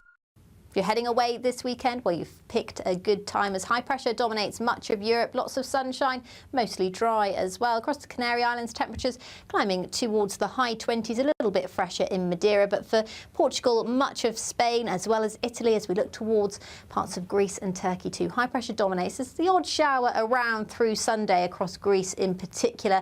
But high pressure really is dominating next week to bring plenty of sunshine and temperatures in the high 20s. Bye-bye. All Clear Travel Insurance sponsors GB News Travel Destinations Forecast. You want to know what's really going on in the corridors of power? Labour don't know what to do with you half the time, and that makes you quite lethal in the chamber. Get behind the headlines with Chopper's political podcast. Join me, Christopher Hope, as I sit down with the great and the good of British politics. We'll see where this ruling takes us. These are the stories shaping our nation. Chopper's political podcast, available now on all platforms. Listen in and stay ahead. This is GB News, Britain's news channel. I guess with football, it's very tribal. It's one communal identity with a shared purpose. And you're looking out on a match. You're not really looking at each other. So it's a very outwards display of something which is impacting them emotionally. But yeah, you're all together. You all want the same thing. That shared tribalism enables them to express those emotions that well. But what I think is great is that then they can recognise they have those emotions, and maybe they can lean in sometimes on those to other things which affect them more individually. And Joe, of course, it's not just football. There are many other sports where people of both genders get really stuck in, but men in particular, as an average in this country in terms of big spectator sports. And do you think that they sort of reveal and fulfil a role of sort of a primal instinct in a lot of men of sort of belonging to something bigger than them, which would have been, facilitated in generations gone by, perhaps by work, by soldiering, by church? And with the decline of these communal experiences, sport now fulfills that role. Groups of people that are driven by one purpose and one faith and one idealism, and there they all are together, and their emotions are really close to the surface. I mean, perhaps the downside slightly of sport is that if you take it really to heart, if you have a bad match and you lose, or your team loses, that can kind of impact some men for days on end. You know, they kind of go into not depression exactly, but certainly into a kind of spiral down into misery. So it has its downsides as well. GB News, the People's Channel.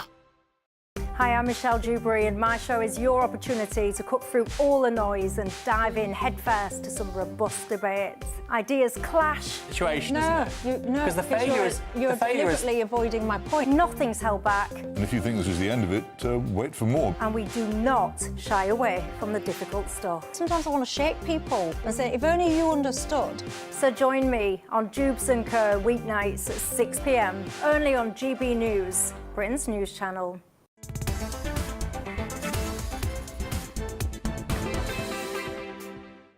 Good afternoon and welcome to GB News, Britain's #1 news channel. We're live on TV, online and on digital radio. Now, scientists say that they may have found a new way to predict whether breast cancer is likely to spread.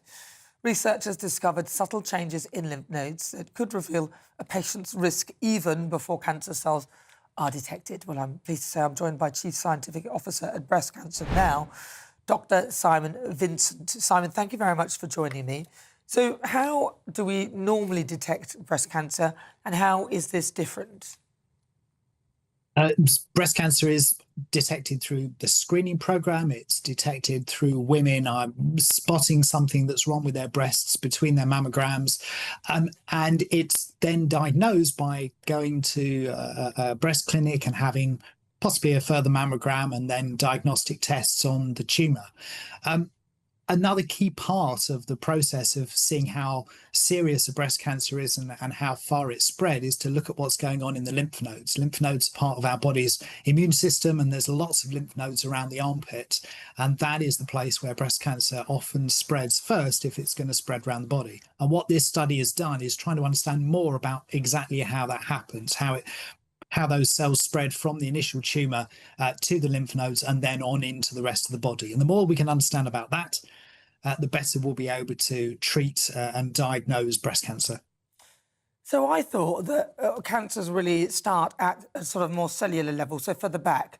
So it's a miscopied gene that then carries on being copied and copied, and then it's sent to the organ, whichever organ it is, and then eventually that then can become cancerous. And when it becomes metastatic is when this, I think it's a stem cell, eventually sends it to the other organs as well, this same wrongly copied gene.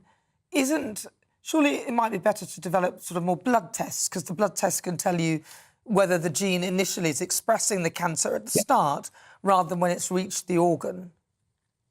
No, you're absolutely right. And there's lots of different ways of testing lots of different cancers. There's a big trial going on in the NHS at the moment, which is looking at blood tests to detect cancers much earlier than before, to see whether we can use those as part of screening to detect cancers that maybe we haven't got a screening program for, like we do for breast cancer, for instance. We're all breast cancer now scientists themselves are looking at blood tests to try and track what happens when cancer does return. Can you spot that point earlier than we currently can? Can you use the information from the blood test to decide which treatment you use next? Can you use those blood tests to see whether maybe the cancer is going to become resistant to those treatments? And then we've also got lots of ways of testing and diagnosing through imaging, looking at screening and MRI to try and spot tumours as early as possible. So there's lots of different ways of testing and diagnosing cancers, breast cancers and others. And doctors are trying to use as wide a range of tools as possible and do what's right for each individual cancer. Yeah. So if people are worried, what should they do if they're concerned about issues in terms of breast cancer? Well, the first thing to do is if you spot any signs at all that you think might be a symptom of breast cancer, that's not just a lump, that could be a change around the nipple, it could be release of liquids from the nipple, it could be soreness around the breast.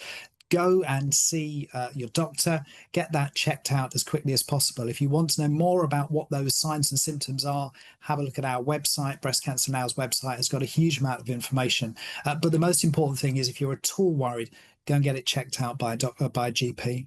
All right, thank you very much. That's Dr. Simon Vincent, Breast Cancer Now. He's the Chief Scientific Officer. Really good to talk to you. Right, still to come, I'll be bringing you the latest in the row between Downing Street and the US Vice President, J.D. Vance. But first, weather.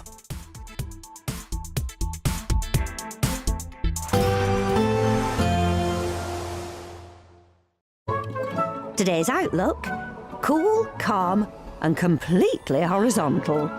Boxed Aircon sponsors the weather on GB News. Hello again and welcome to your latest GB News weather update from the Met Office. It's still quite windy out there this afternoon and into this evening in the south, and we've all got some further rain or showers to come through the rest of today. This area of low pressure has been bringing the really strong winds across the south of the UK on Saturday, but now we turn our attention towards the north and the west, where we've got this wiggling weather front that will move in for Sunday.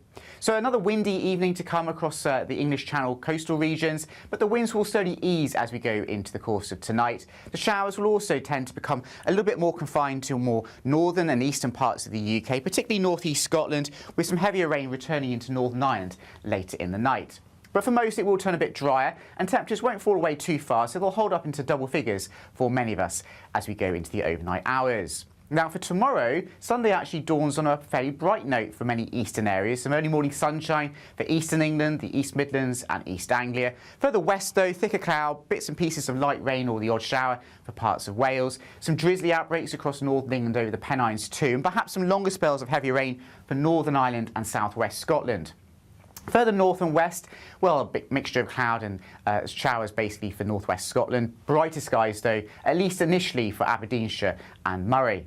As we go through the course of Sunday, it turns increasingly wet for parts of Scotland and Northern Ireland. The rain, a bit kind of showery in nature, will also start to come into parts of North Wales and northwest England. And here it will be quite a breezy day, so the potential for winds to get quite close to gale force in some exposed coastal regions. Higher temperatures though than on Saturday, perhaps reaching 23 or 24 in the best of any brightness in the south and the east. The rain continues to make its way erratically and quite slowly south and eastwards on Sunday evening, so turning wet for some parts of the Midlands and central parts of the UK. As we go into Sunday night, a fairly wet day to come in the south on Monday, and generally a changeable week ahead with showers or longer spells of rain. Today's outlook: cool, calm and completely horizontal. Boxed Aircon sponsors the weather on GB News. Are you dreaming of a ton of tax-free cash this summer? We want to make that dream come true with a stunning £76,543 and 21 pence in cash to spend however you like. Put a new car on the drive or just relax in the knowledge that this year we've got your back. For a chance to win, text cash to 63225. One entry costs £2.50 plus one standard network rate message, or text bonus to 63225. 5 entries cost £5 plus one standard network rate message. Go to gbnews.com/win. Entries start at £2.50. Call 0903 686 3232. Calls cost £2.50 plus your network access charge, or post your name and number to GB21 PO Box 8690 Derby DE1 9TT. UK only. Entrants must be 18 or over. Lines close at 4 p.m. on the 26th of June. This is a network giveaway. Entries will be pooled. Please check the closing time if listening or watching on demand. Good luck. Exciting news. Every Friday, my Patrick Christie's Tonight Show is going to have a twist to it. We're welcoming some special guests. You. That's right, on Fridays I'm going to be doing my show in front of a live studio audience, because this show is about you and what you have to say. It's going to be the same big debates, same big topics, same big opinions. But every Friday night at 9 p.m, you are invited to come on down to Patrick Christie's Tonight to be a part of the action. Only on GB News, the People's Channel, Britain's news channel. Do you trust what you're being told? Good, because neither do I. Those are just facts. I'm Alex Armstrong, and on my show, we'll expose the spin. Well, I want to answer that, because you didn't let me last time, because you always speak over me. The broken promises. To deny that is denying the truth. And the hypocrisy. We can allow. We can allow. Politics, policy, parliament.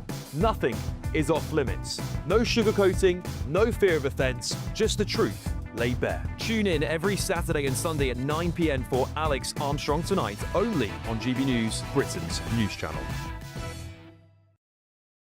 Westminster's full of talk, but out here, it's the real world. Am I allowed to talk now? No, that's it. This is where it matters, real people and real lives. That's what politics is all about. In fact, has Trump made a good start? No. Straight answers, no spin, and just a couple of pints. How many fingers have I got up? About 10. So join me for Lee Anderson's Real World every Friday at 7 p.m, only on GB News. The People's Channel, Britain's news channel. Britain deserves a newsroom that puts the facts and your voice first. Well, and that's what you get on GB News. Lively debates, lively conversations. And we're not afraid to hold power to account. And each other. So join me, Andrew Pierce. And me, Miriam Cates, for Britain's Newsroom, weekdays from 9:30 on GB News.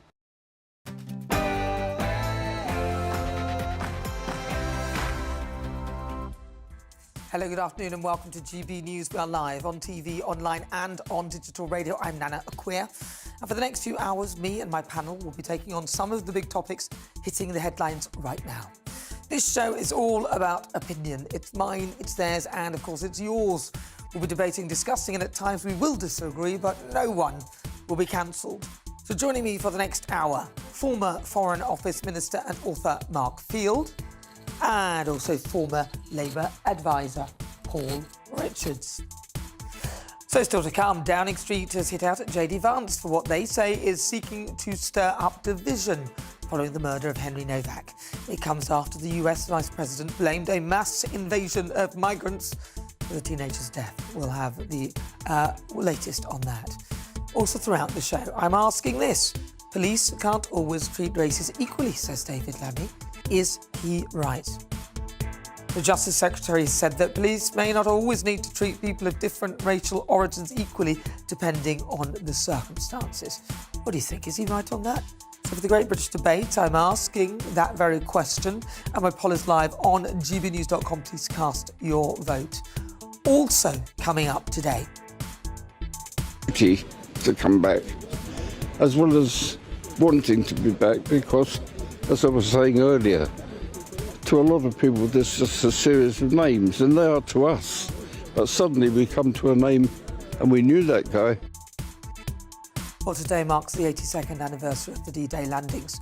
We'll be paying tribute and hearing from those who turned the tide on Hitler's Germany. Then in the interview, joining me, members of the London Warriors. They're a UK-American football team. They're going to be discussing the history and progression of the club and the sport in this country since they were founded in 2005, and also about the work that they do off the pitch to help young people secure university places and employment. They'll be joining me very soon. You won't want to miss that. And of course, in case you missed my niggle, where I laid out my thoughts on wartime Prime Minister Sir Winston Churchill and other legendary figures being dropped from banknotes because they are apparently elitist and divisive. And don't worry, you can check it out on gbnews.com, YouTube and on our social media channels. Although I would always recommend watching it live every Saturday and Sunday at 4. But before we get started, your latest news with Bethany Elsey.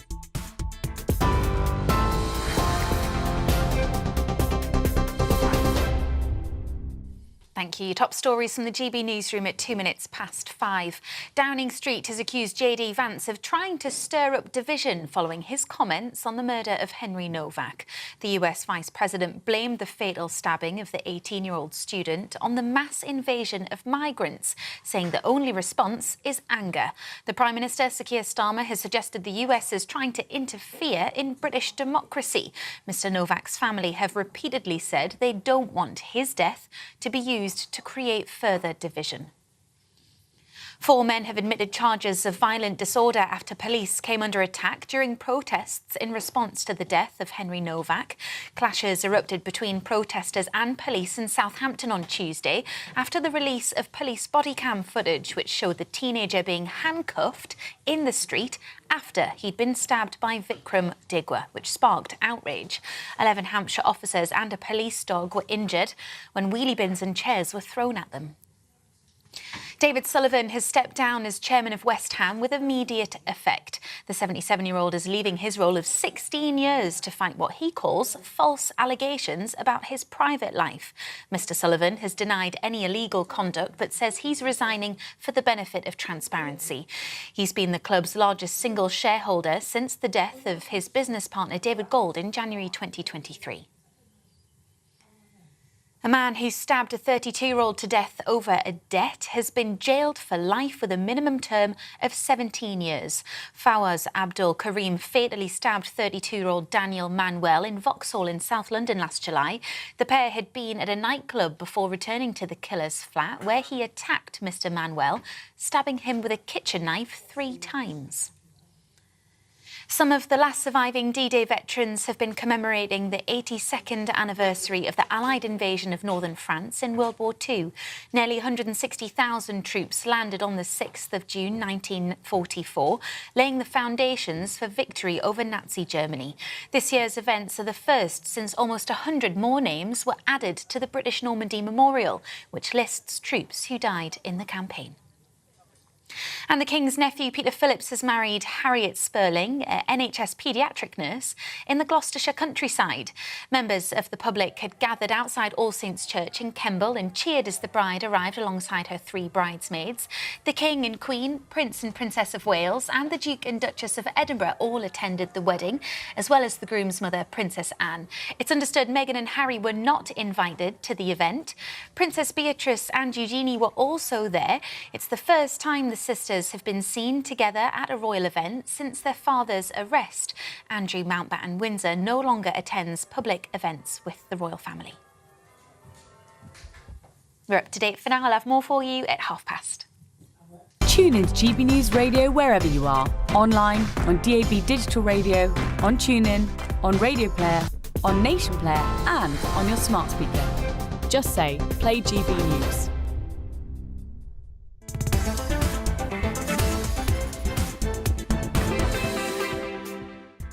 Good afternoon and welcome to GB News. We are Britain's #1 news channel. We're live on TV, online and on digital radio. It's 6 minutes after 5 o'clock. I'm Nana Akua.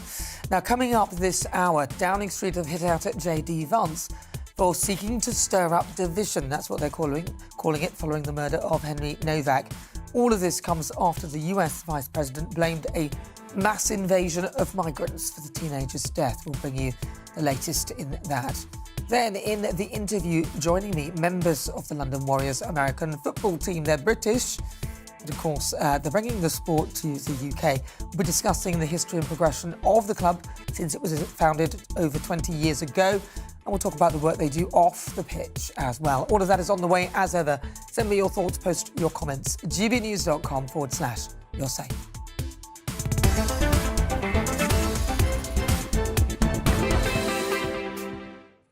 So the US Vice President of the United States, JD Vance, he's blamed Henry Novak's death on the mass invasion of migrants. He made the comments in an X post. Downing Street have hit back at the comments and said that people trying to interfere in our democracy and seeking to stir up our division. Well, joining me now in the studio, former Conservative Immigration Minister Tom Pursglove. Tom, first of all, let's have a look at the comments that JD Vance made. Do you sort of see what he was trying to express in that? Yes, and look, I mean, I think the Novak family have just been through the most horrendous experience, and the pain and suffering that they feel is something that we all have a huge amount of sympathy with. And I think it's really unfortunate that there has been this kind of focus and attention in the way that they didn't want to have happen. And I think it is important to recognise that.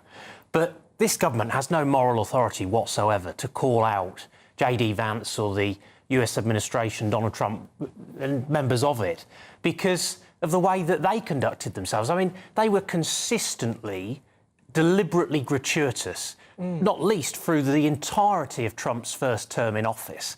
They involved themselves in a whole host of different issues that you could argue very strongly were domestic US issues, often on issues of policing and crime in the US, often on issues of immigration. So it doesn't really fit comfortably with me, them now complaining about something that they did in the opposite direction. And what that did was sow the seeds for this. And it meant that we're now just not able to complain about that interference in the way that over time and historically there had been a bit of a gentleman's agreement that you don't get involved in the domestic affairs of other countries. But that's long since gone. That ship has sailed. Yeah, I mean, social media has put pay to that because someone like JD Vance can comment, as can Elon Musk and anybody else who wants to on social media to their platform, and their platform will have millions or hundreds of thousands of followers, and therefore there we have it. It's already out there. But do you think that he had a point in what he was actually saying and what he was making? Because what he was trying to talk about, as I understand it, he's trying to talk about the erosion of your civilization and the civilization of the West, which is what he pointed to. And he felt that that was being caused by mass migration. I know he linked it with Henry Novak's murder. And I think in there he was referring to the whole sort of indoctrination within society that is occurring, which would make a police force make a decision like the one that they made. Yeah, he was arguing, and actually incorrectly in relation to the Novak case, because this wasn't involving an illegal migrant. But I think the point he was making was a wider one about values and the way in which processes and the way in which organisations and institutions are going about their business. I mean, you look at how the grooming gangs scandal was handled. People not dealing with or not calling out particular behaviour or not investigating particular criminality over fears of community tension or offending one group or another. That leads to real harm, and has led to, in that case, real harm of young women and girls that we should all be absolutely devastated and concerned about and want to do something. If that's not a wake-up call about the fact that something is going wrong, that means that our public services and policing really matters. You know, policing has to deal in fact. And too often, I think now, policing is dealing with feelings. And, you know, look at things like non-crime hate incidents, right to scrap it. Completely out of hand. You know, put in place for a design purpose. But it then proliferated, mushroomed, became something that had just simply not been envisaged. So the point I think he's making is that we need to scrape all of this back, go back to first principles, and ensure that there is a proper fairness. Because, exactly as Kemi said this week, people should have a right to expect that policing will treat people equally regardless of the colour of their skin. Well, David Lammy seems to think that you can make exceptions for people if, or treat people differently, is what he's saying. But then he talked about equality. So that was odd, because he was saying that we should treat people equally, but then he said that you have to treat some different races differently. So that's not really equally, is it? Well, he completely defeated his own point, didn't he? He was sort of saying there isn't a differentiation, there isn't two-tier policing, but then seemed to admit that actually there was. And look at certain incidences. Quite rightly, in response to the Southport riots, swift action was taken. It showed what the justice system can do when it wants to. But we don't see a similar quick, rapid response and proper swift justice, for example, in responding to some of the hate marches that we see, the appalling incitement that we see towards the Jewish community. And that's the problem. It's the fact that in certain circumstances, the system can sit up, take action and do something, but then doesn't have that same reactivity in other circumstances. And you've got to get away from that, because it's really unhealthy, because what people see is that certain groups are treated differently to others. I mean, another example of this is you look at things like speeding. If someone is a mile per hour over the speed limit, they shouldn't be. But they're pursued to an inch of their life for that. But people turn on the television and they see, you know, in the last fortnight, they've seen what happened to Henry Novak. Absolutely devastating, appalling, handled completely wrongly by those officers from start to finish. Heartbreaking. Damages trust and confidence in the police completely. But you also saw, for example, the sentencing of those youths who'd committed those two appalling, heinous rapes and didn't go to prison. And so all of that trust and confidence and the knock-on impact that it has just has to be dealt with. This cannot continue. To be fair to the Labour Party, I think Lord Hermer stepped in with regard to the lenient sentences given to the rapists. So he's looking into that. I wonder, and again, you're right, justice can be swift. I mean, the Labour Party would argue, and they have done, that the way Nigel Farage and others have spoken about all of this has been very divisive. That is the point that they make, and politicised it. Would you agree that that's what happened?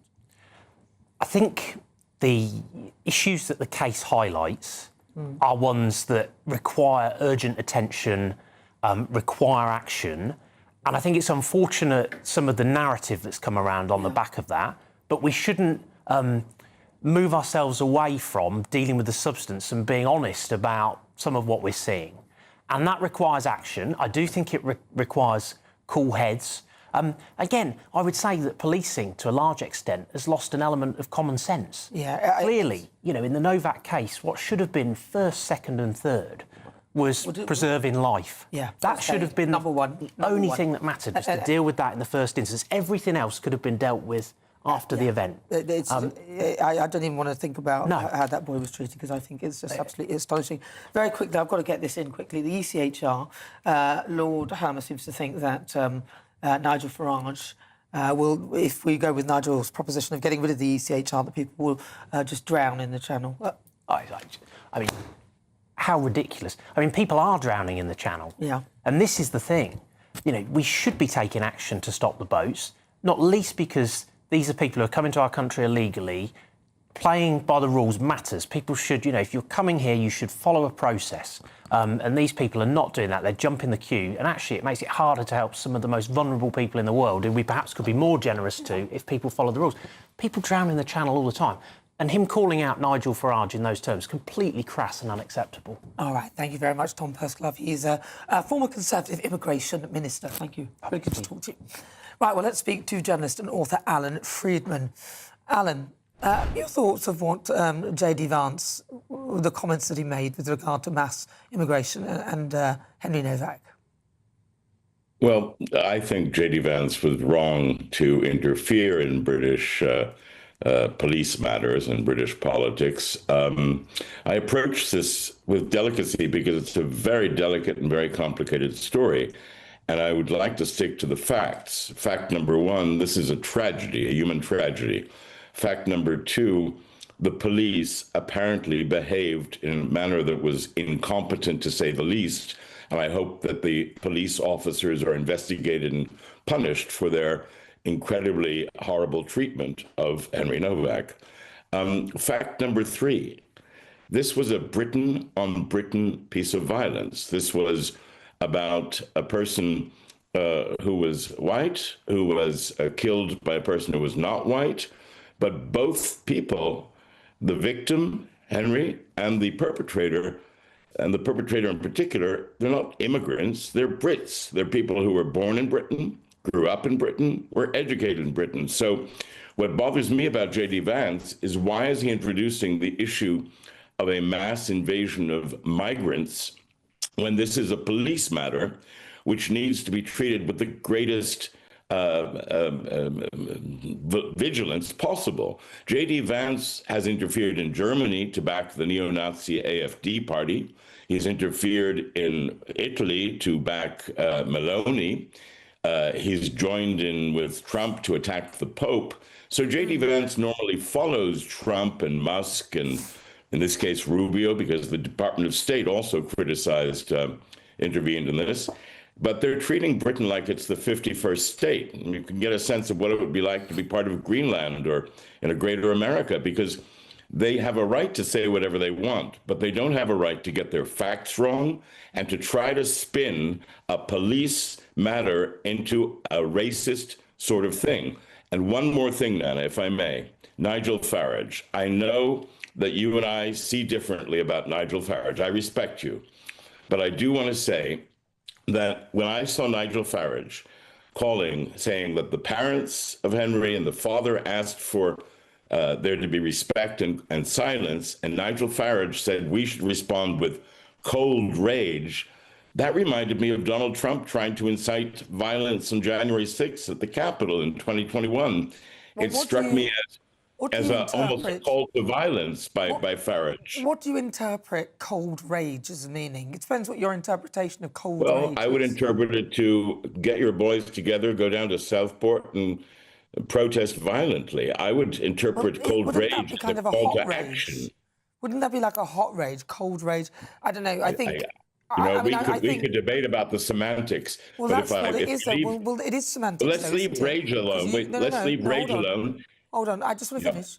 This is, you said we could debate about the semantics. We are debating the semantics. You brought it up, and that's how you interpret it. Other people will interpret it differently. You also said that that was kind of an incitement, and so that's why I asked you about the interpretation of it, because some people wouldn't see it as that. I can explain that it's not just the rage comment from Farage that I'm talking about. It's how he proceeded to then use identity politics and culture wars, very much like MAGA, to talk about the issue of white lives matter. And in some ways, to my ears, but then what do I know? I'm an American. It reminded me of the white supremacy that we've seen in MAGA in America. So because this is not a race issue. This I know what we're talking about. In your view, if I understand you correctly, the police have been so much indoctrinated into the DEI culture and mindset that they're afraid to actually challenge a person of color. And that is a point of view which I understand and respect. I'm saying I disagree. But I believe these policemen were bad people. They need to be punished. Well, but that does not mean that there's a question of immigration. Well, no, this was Britain. No, I hear you, but what it is, I guess, because this country is very, we like to be accommodating to everybody and move things so that we don't want conflict. But I guess the point really being made here is that even the police force itself, had been given certain literature to tell them how to treat people differently, of different races and different colours. And even police officers need to do a better job, don't they? No, but they need to improve. but even police officers admitting that the reason why they're not doing things is because they don't want to offend the race or this. It's the same with the grooming gangs. We had that there as well. The reason why it wasn't addressed was because of race. That's a police matter. I agree with you. Have it treated as a police matter, not an immigration matter. J.D. Vance is trying to blame immigrants. That's a separate issue. I think I get it. But what I think he's saying is that because of the mass immigration, we're making all these allowances. And I guess this is how I'm reading it. We're making these allowances of these people from other races and other cultures, even though Vikram Digra was born here. So I do agree with you that the linking of mass migration, I think, though, where he's getting... It's a stretch. It's a stretch. Where he is right is that we're making allowances. And one of those was, of course, in the Sikh community, they're allowed to carry knives. And this is one of the things I think that was... I'm not even aware of that. That's not a good idea either. Yeah. But anyways, there we are. To go. It's been really good to talk to you. I'll definitely talk to you again, Alan. It's been interesting hearing your thoughts. Thank you very much. That's Alan Friedman. He's a journalist and an author. Right, you're with me next, though. It is time for my interview with members of the London Warriors. They're an American football team based in the UK. We're discussing the history and progression of the sport and the club itself since it was founded in 2005. We'll talk about the work they do off the pitch as well, helping young people secure university places and jobs. That is on the way.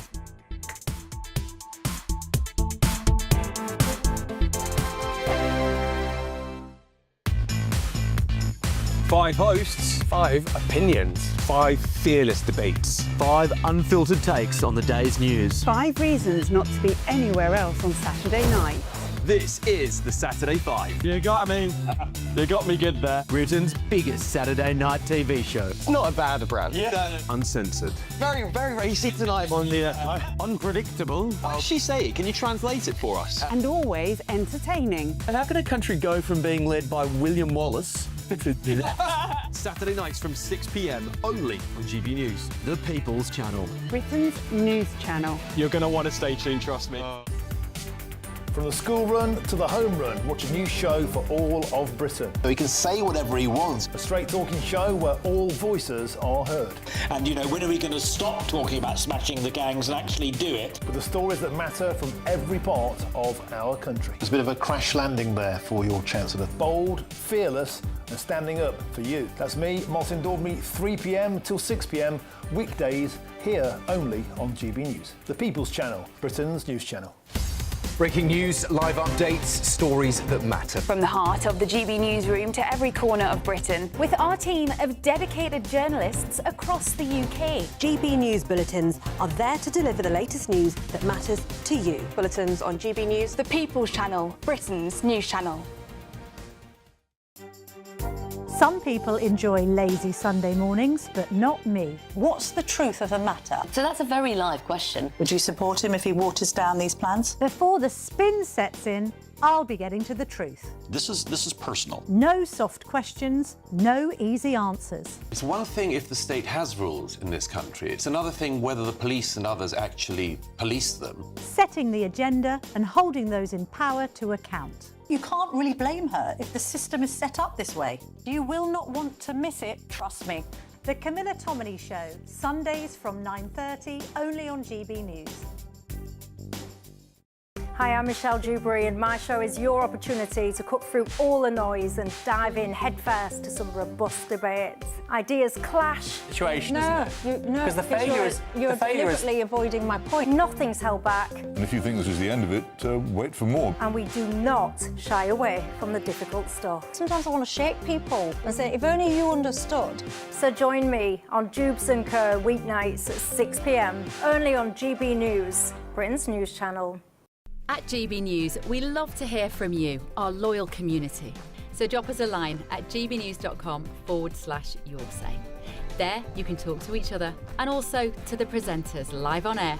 gbnews.com/yoursay, because GB News is your channel, Britain's news channel.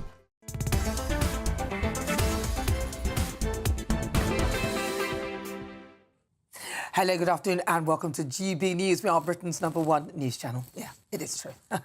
We're live on TV, online and on digital radio. If you just tuned in, where have you been?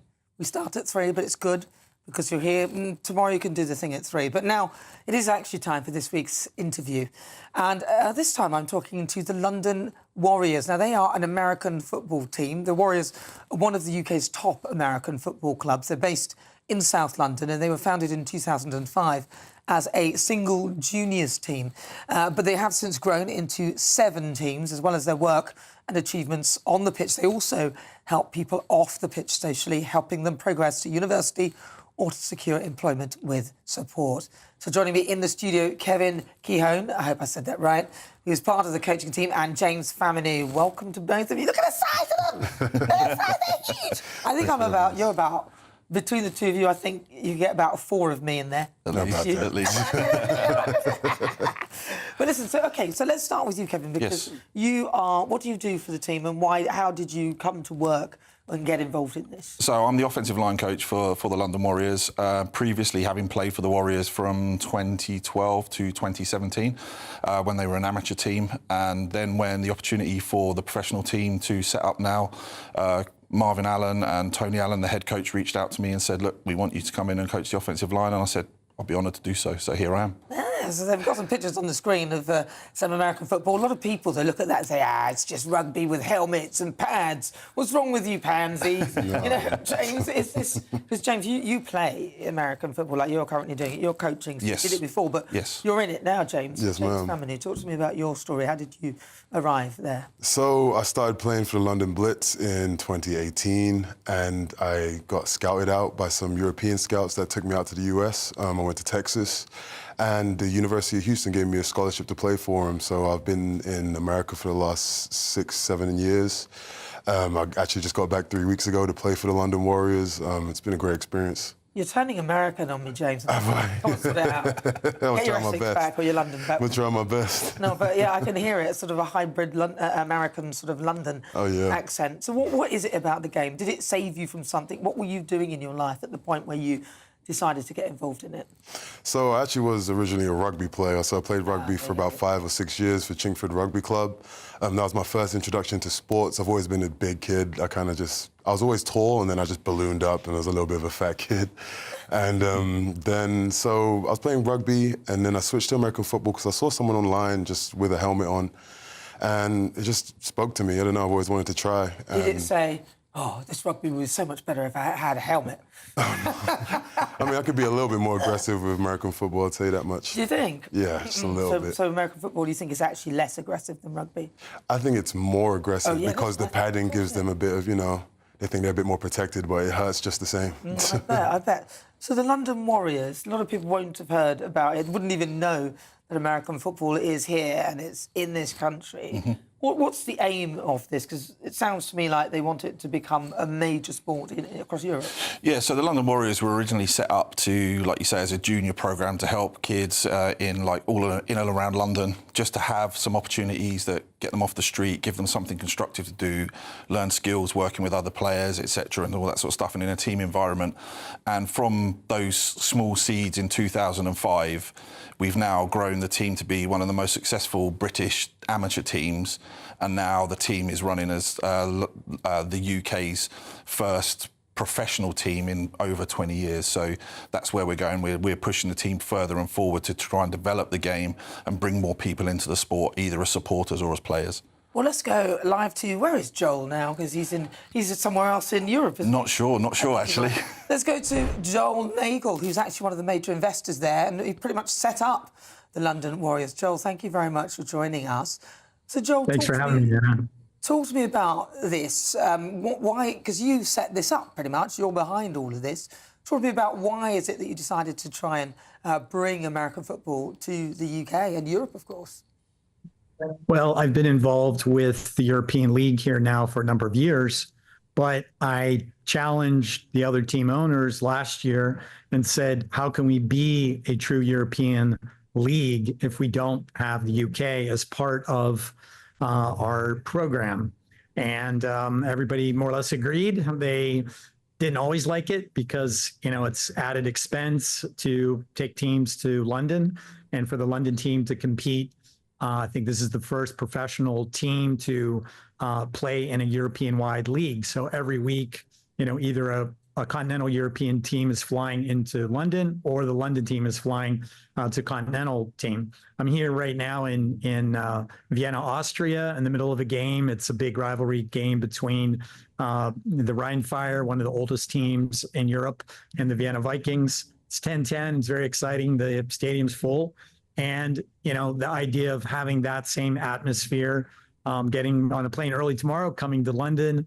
We have a game at 1 o'clock at the Wimbledon Football Club Stadium. Yeah, so that's going to be a lot of fun to watch. I actually been to one of the matches, and I thought, wow, this is great. I think it will catch on. What has been the hardest thing that you've found bringing the sport to the UK, to London? Well, you know, transitioning from a not-for-profit to a for-profit, from amateur to professional, even though the Warriors have been around a long time and are a very good team, you know, it's just at a completely different level. I think the first couple of games, even for the players and the coaches, you know, the intensity, the ferocity of the game, the speed of the game, you know, just getting them up to speed. But, you know, I have a lot of faith in the coach and the players, guys like James. I know that it won't be long before they're going to be tearing up the league. They have a goal to win the championship, the European championship, in the next 3 years. And I honestly believe that they're going to make that. All right, well, listen, Joel, you better get back to your match. Thank you very much for joining us. That is one of the big investors, Joel Nagel, who's put together the London Warriors. Wow. So there's Joel. There he is. He's there in Vienna having a great time with the team. James, there's a match tomorrow, 1 o'clock, as Joel said. You're going to be in that, I presume? Yes, ma'am, number 64. Who are you playing against, and what's... you know, how does it work? I mean, I've watched American football. I do understand it because I did used to live in the States for a while. But, you know, talk to me about the game tomorrow. Who are you up against? So we're up against the Alpine Rams. They're a bit of a new team, just as we are. They're formulating, they're new, they got new defense, new offense. So I think this is going to be a pretty even game, except when we're going to bring the fire from London. I'm looking forward to really battle them. My old defensive coordinator from my old school at Temple University in Philadelphia, he's also with the Alpine Rams, so it's going to be a bit of a reunion. So I'm ready to punch him in the mouth. Yeah, you're ready to punch me in the mouth? That sounds good. Sounds good. Kevin, you laugh. You're the coach. Did you teach him that? No. I just teach them guys to play with passion and intensity and to take pride in their job. Yeah. And how that translates to the guys on the field is up to them. No, he's only joking. He's not going to do that. Is he? I love him, man. He's a great man. Lighten up. Is he like that as a coach? Yeah, I've got to be. I've got to keep him straight. That's great. So what would you say to anyone who's watching, who's thinking about getting involved? Because this is in the UK now. You'll be looking for players. What kind of ages? And you know, give some ideas as to if people are listening and thinking, oh, I've got a son or somebody who'd like to do this. So it's open for all ages. So if you enter via the Flag Football Network now, you can start at the age of around 8 or 9 years old and then go all the way through to playing adult football, be it flag. And I think you can turn to contact football at around the age 13 or 14 years old.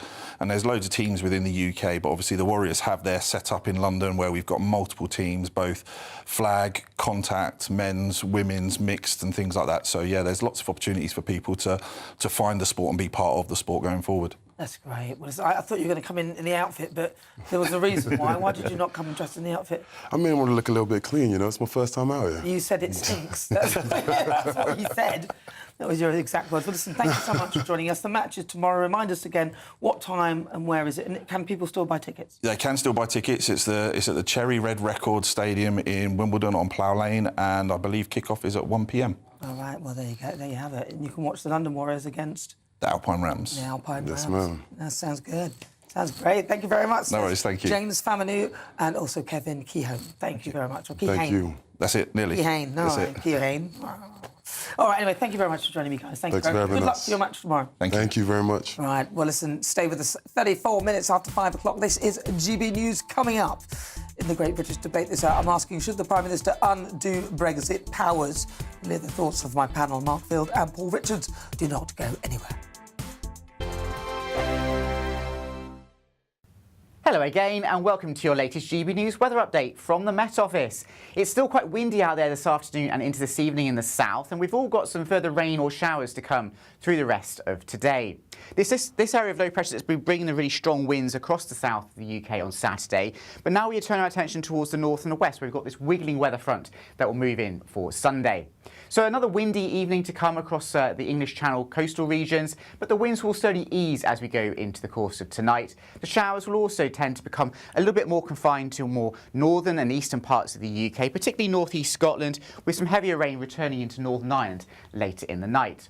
But for most, it will turn a bit drier and temperatures won't fall away too far, so they'll hold up into double figures for many of us as we go into the overnight hours. Now for tomorrow, Sunday actually dawns on a fairly bright note for many eastern areas. Some early morning sunshine for eastern England, the East Midlands and East Anglia. Further west though, thicker cloud, bits and pieces of light rain or the odd shower for parts of Wales. Some drizzly outbreaks across northern England over the Pennines too, and perhaps some longer spells of heavy rain for Northern Ireland and southwest Scotland. Further north and west, well, a big mixture of cloud and showers basically for northwest Scotland. Brighter skies though, at least initially for Aberdeenshire and Moray. As we go through the course of Sunday, it turns increasingly wet for parts of Scotland and Northern Ireland. The rain, a bit kind of showery in nature, will also start to come into parts of North Wales and northwest England. And here it will be quite a breezy day, so the potential for winds to get quite close to gale force in some exposed coastal regions. Higher temperatures though than on Saturday, perhaps reaching 23 or 24 in the best of any brightness in the south and the east. The rain continues to make its way erratically and quite slowly south and eastwards on Sunday evening, so turning wet for some parts of the Midlands and central parts of the UK. As we go into Sunday night, a fairly wet day to come in the south on Monday, and generally a changeable week ahead with showers or longer spells of rain. Exciting news. Every Friday, my Patrick Christie's Tonight Show is going to have a twist to it. We're welcoming some special guests. You. That's right, on Fridays I'm going to be doing my show in front of a live studio audience because this show is about you and what you have to say. It's going to be the same big debates, same big topics, same big opinions. But every Friday night at 9 p.m. you are invited to come on down to Patrick Christie's Tonight to be a part of the action. Only on GB News, the People's Channel, Britain's news channel. At the stroke of midnight, the news doesn't stop, and neither do we. Day in, day out. Forget stuffy late night TV shows. We're giving you a front row ticket to the centre of the political universe. Because breaking news doesn't wait for the morning. And neither do we. Join us for one of the most controversial and volatile times of politics in human history. A very big story. Big story over here. You won't get this anywhere else. The Late Show live at midnight, every night. Only on GB News.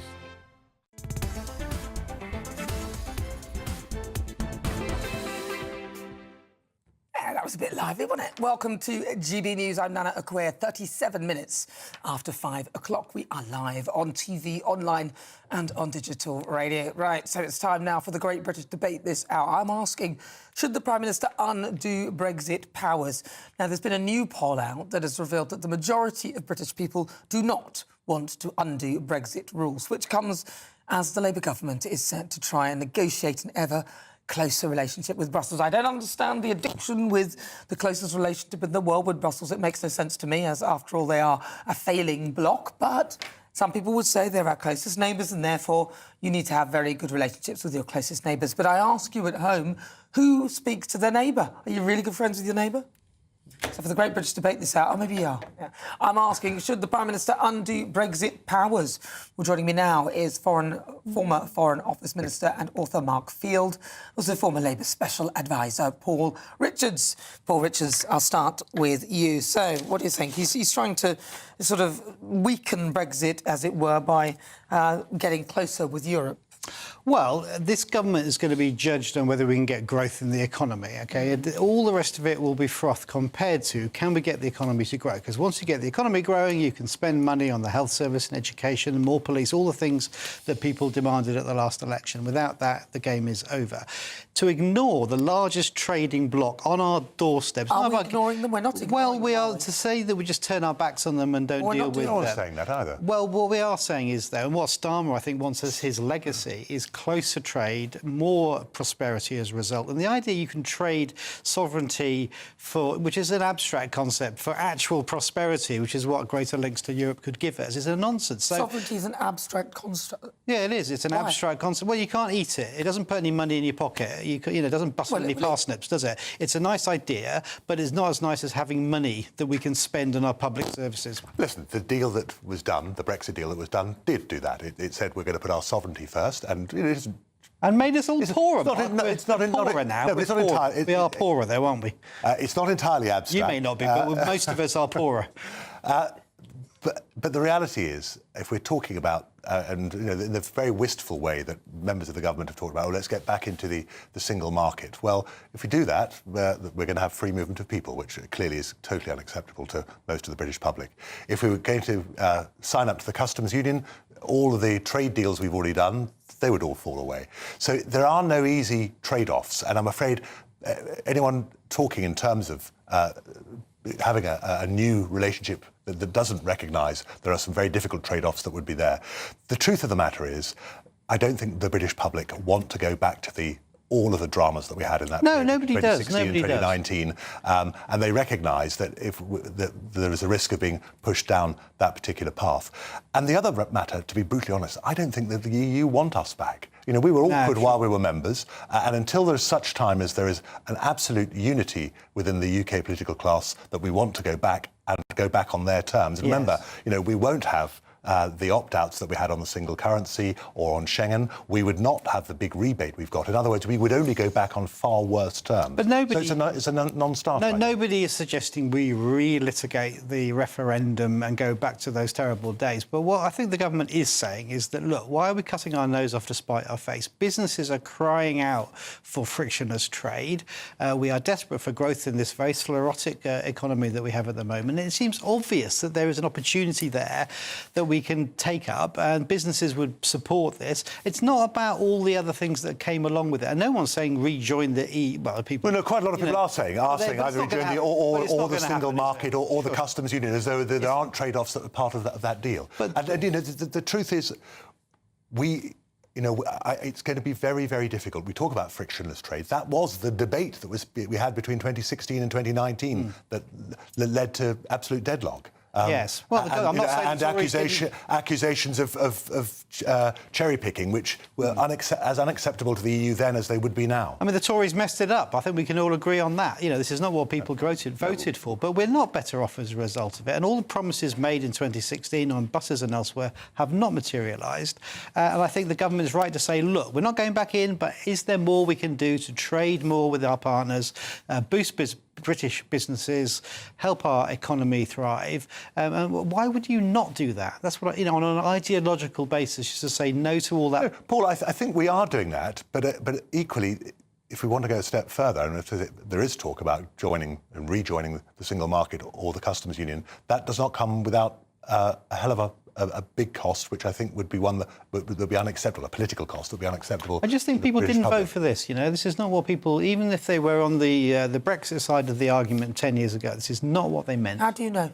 How do you know? Because people voted for Brexit, I believe, and we can test this out, and viewers will tell us, but because they thought it would make them richer. Well, no, I don't think people did. I think a lot of people didn't. A lot of people did they think it was going to make them poorer? Because that's what it has done. Well, for quite a lot of people, they didn't care. Their view was they were being told, and that was, I think, the mistake that was made by the Remain campaign, and I was a Remainer. The Remain campaign concentrated on the economic as opposed to the emotional arguments. It was just, you're going to be worse off, to which a lot of people said, we don't feel it makes any difference. Mark Field, can I ask you, are you going to say how you voted? Yeah, I voted to Remain. And Paul Richards? Also Remain. OK, well, I voted and to would leave. again. So let me tell you what people who voted to leave, because I'm one of them. Well, the reason I voted to leave was I couldn't stand the fact that a lot of those big businesses were taking advantage of very cheap labour and undercutting a lot of the British workers. And I was very sick and tired of that, seeing the British people being undercut. I also got sick and tired of the fact that it took the EU too long to make a decision, and I felt that Britain could do better on its own. But unfortunately, what I didn't anticipate was just how bad our politicians are. Absolutely useless.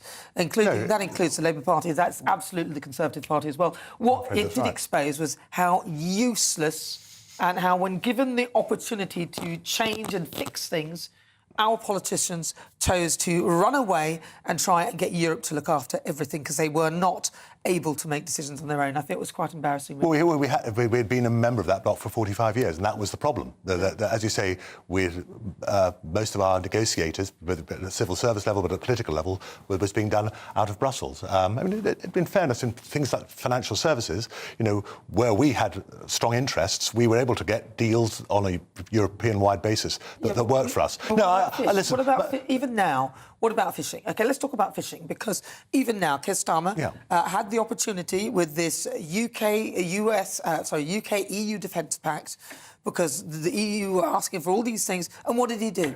With nothing promised to the UK, apart from another meeting to then rearrange whether we're going to get anything, he gave away a further 12 years of fishing rights. Now, that absolutely shocking. But he could have given that away and said, listen, you can have that on condition that you stop the boats from coming from your shores, because otherwise you can't fish in our waters. We had power to do something, and what did we do? We jettisoned it. Well, hang on, we can't stop the boats, so why do we think the French can? But they could have done, so you could have used part of that as a negotiating chip to try and force the French to be more active with stopping the boats. But he didn't bother doing anything. This is an argument against Brexit, though, isn't it? If you are isolated and alone against the whole of Europe, then of course we're in a weaker position now than we were before. It's an argument about if you're not at the table, you can't negotiate. It's an argument about using one of the things that you are sovereign in terms of your power and your ownership of your fishing, to use that to negotiate. Well, we are less powerful and poorer as a result of Brexit. Well, we're poorer as a result of stupid decisions by the Bank of England, by our useless politicians. That's both Labour and Labour Party expecting us to spend all our taxes on welfare. I mean, what about that? That's absolutely ridiculous. And also the Conservative Party just literally... Well, we won't even talk about what they did. So, no, I think ridiculous decisions by our politicians. They could have done a lot better. And, of course, stupidity from the Bank of England. I hope Andrew Bailey's watching. Right, stay with us. Coming up next, quick fire quiz. I'm going to test the panel on some of the other stories of the week. But first, let's have a look at some holiday sun in Europe.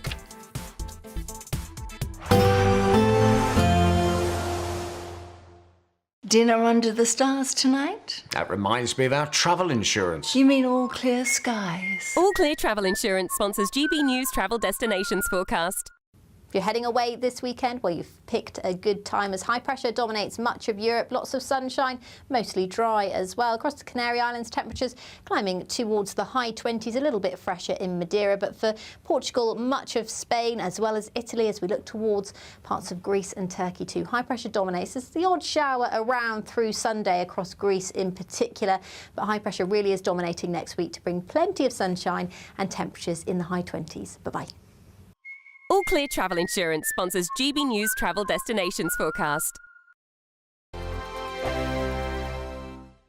As soon as it hits 11 and the headlines come in, the Late Edition brings you the breaking news from all the front pages. Because the news is going to happen. So get a head start today. Patrick Christie's tonight, Late Edition. Alex Armstrong tonight, Late Edition. From 11 o'clock every night. Only on GB News, the People's Channel, Britain's news channel. This is GB News, Britain's news channel.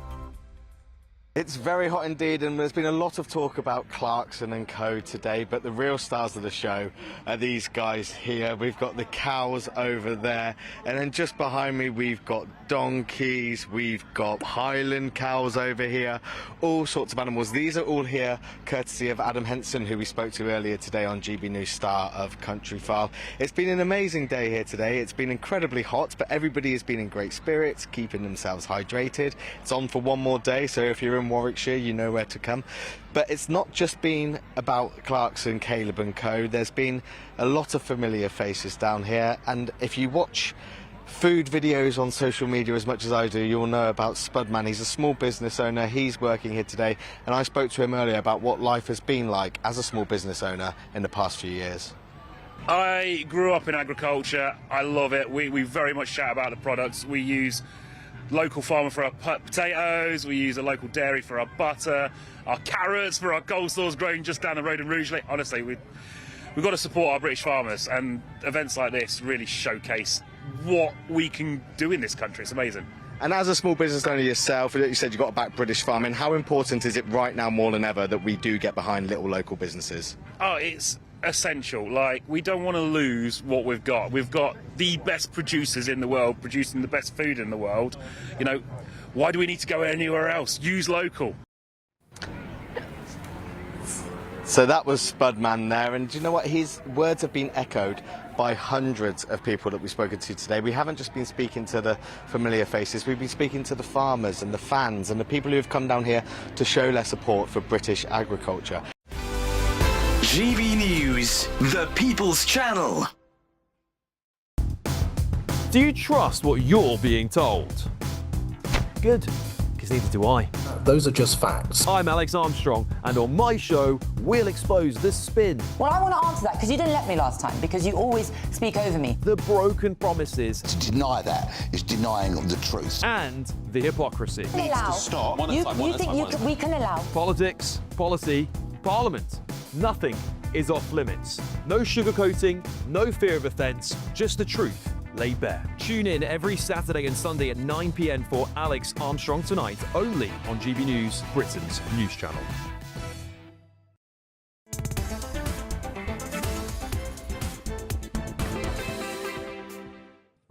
Welcome back. It's time for the Quick Fire Quiz, the part of the show where I test my panel on some of the other stories hitting the headlines.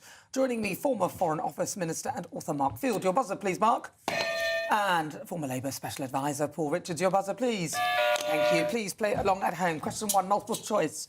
The Bank of England has dropped national heroes from notes being elitist. So which famous figure appears on the £50 note? Is it A, Alan Turing, B, Florence Nightingale, C, William Shakespeare? Yes, Mark Field. Alan Turing. Press your buzzer. Go on, I think it's Shakespeare. OK, well, I don't think it is, actually. It is the British mathematician Alan Turing, 1-0. Yes, he's on the £50 note. Question 2. Not that I've seen it. Which celebrity couple's wedding has sparked protests across Sicily? Yes, Mark. Dua Lipa with... How did you know that? Right, yes, Dua Lipa, actor Callum Turner. Yes, they had a 3-day celebration in Palermo. Gosh. Yes, lovely, great, that, isn't it? Question 3, closest answer wins. How many mosquitoes does Google want to release into the US? Yes. 5 million mosquitoes now. Press your buzzer, please. 400 million. 400 million. We have 32. No. Yes, Google is seeking government approval to release male mosquitoes in California and Florida in a bid to decrease the number of bad disease-spreading bugs. Wow. Right, question 4. True or false? Scientists have baked bread using yeast found in a 500-year-old mummy. True. It is true. It is true. It is true. That's It's a weird story, isn't it? 700 years, 4 types of yeast. And they made sourdough. Yum, yum, yum. Yum, yum, yum. True. OK, yes, scientists, they did exactly that. OK, question 5. A teenager has just won the Women's French Open, but what nationality was she? Ukrainian, French, Russian? Yes. I believe she's Ukrainian. And what do you say? No idea at all. French. French, she says. You didn't press your buzzer. I can't take the answer. It's Russian. You're both wrong. both. Yes, teenager Mira Andreeva won the first Grand Slam title at Roland Garros an hour ago. All right, now this afternoon I've been asking, police can't always treat races equally. David Lammy, was he right? Yes or no? The results are in. 2% of you say yes, 98% of you say no. Yeah, nothing David Lammy says has any weight at all. All right, thank you to my panel. The brilliant author Mark Field. Thank you very much, Mark. Thank you. Special Advisor Paul Richards, thank you very much. And thank you to you and for your company. I look forward to seeing you tomorrow, same time, same place. Actually, I'm back tonight at 9, but first, it's the Saturday 5. Thanks, Nana. Well, coming up, we're going to be asking, is David Lammy a bit of a whammy? Well, I imagine a lot of you at home have got something to say about that. We'll also be discussing whether or not actually Winston Churchill being taken off the banknotes, does it say something about modern Britain? We're going to have that debate. And is it Kai? Trey? Who knows? One of you will be going head-to-head arguing something very wrong indeed. See you then.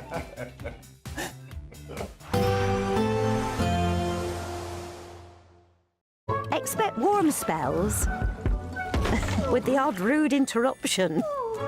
Box Boiler sponsors the weather on GB News. Hello again and welcome to your latest GB News weather update from the Met Office. It's still quite windy out there this afternoon and into this evening in the south, and we've all got some further rain or showers to come through the rest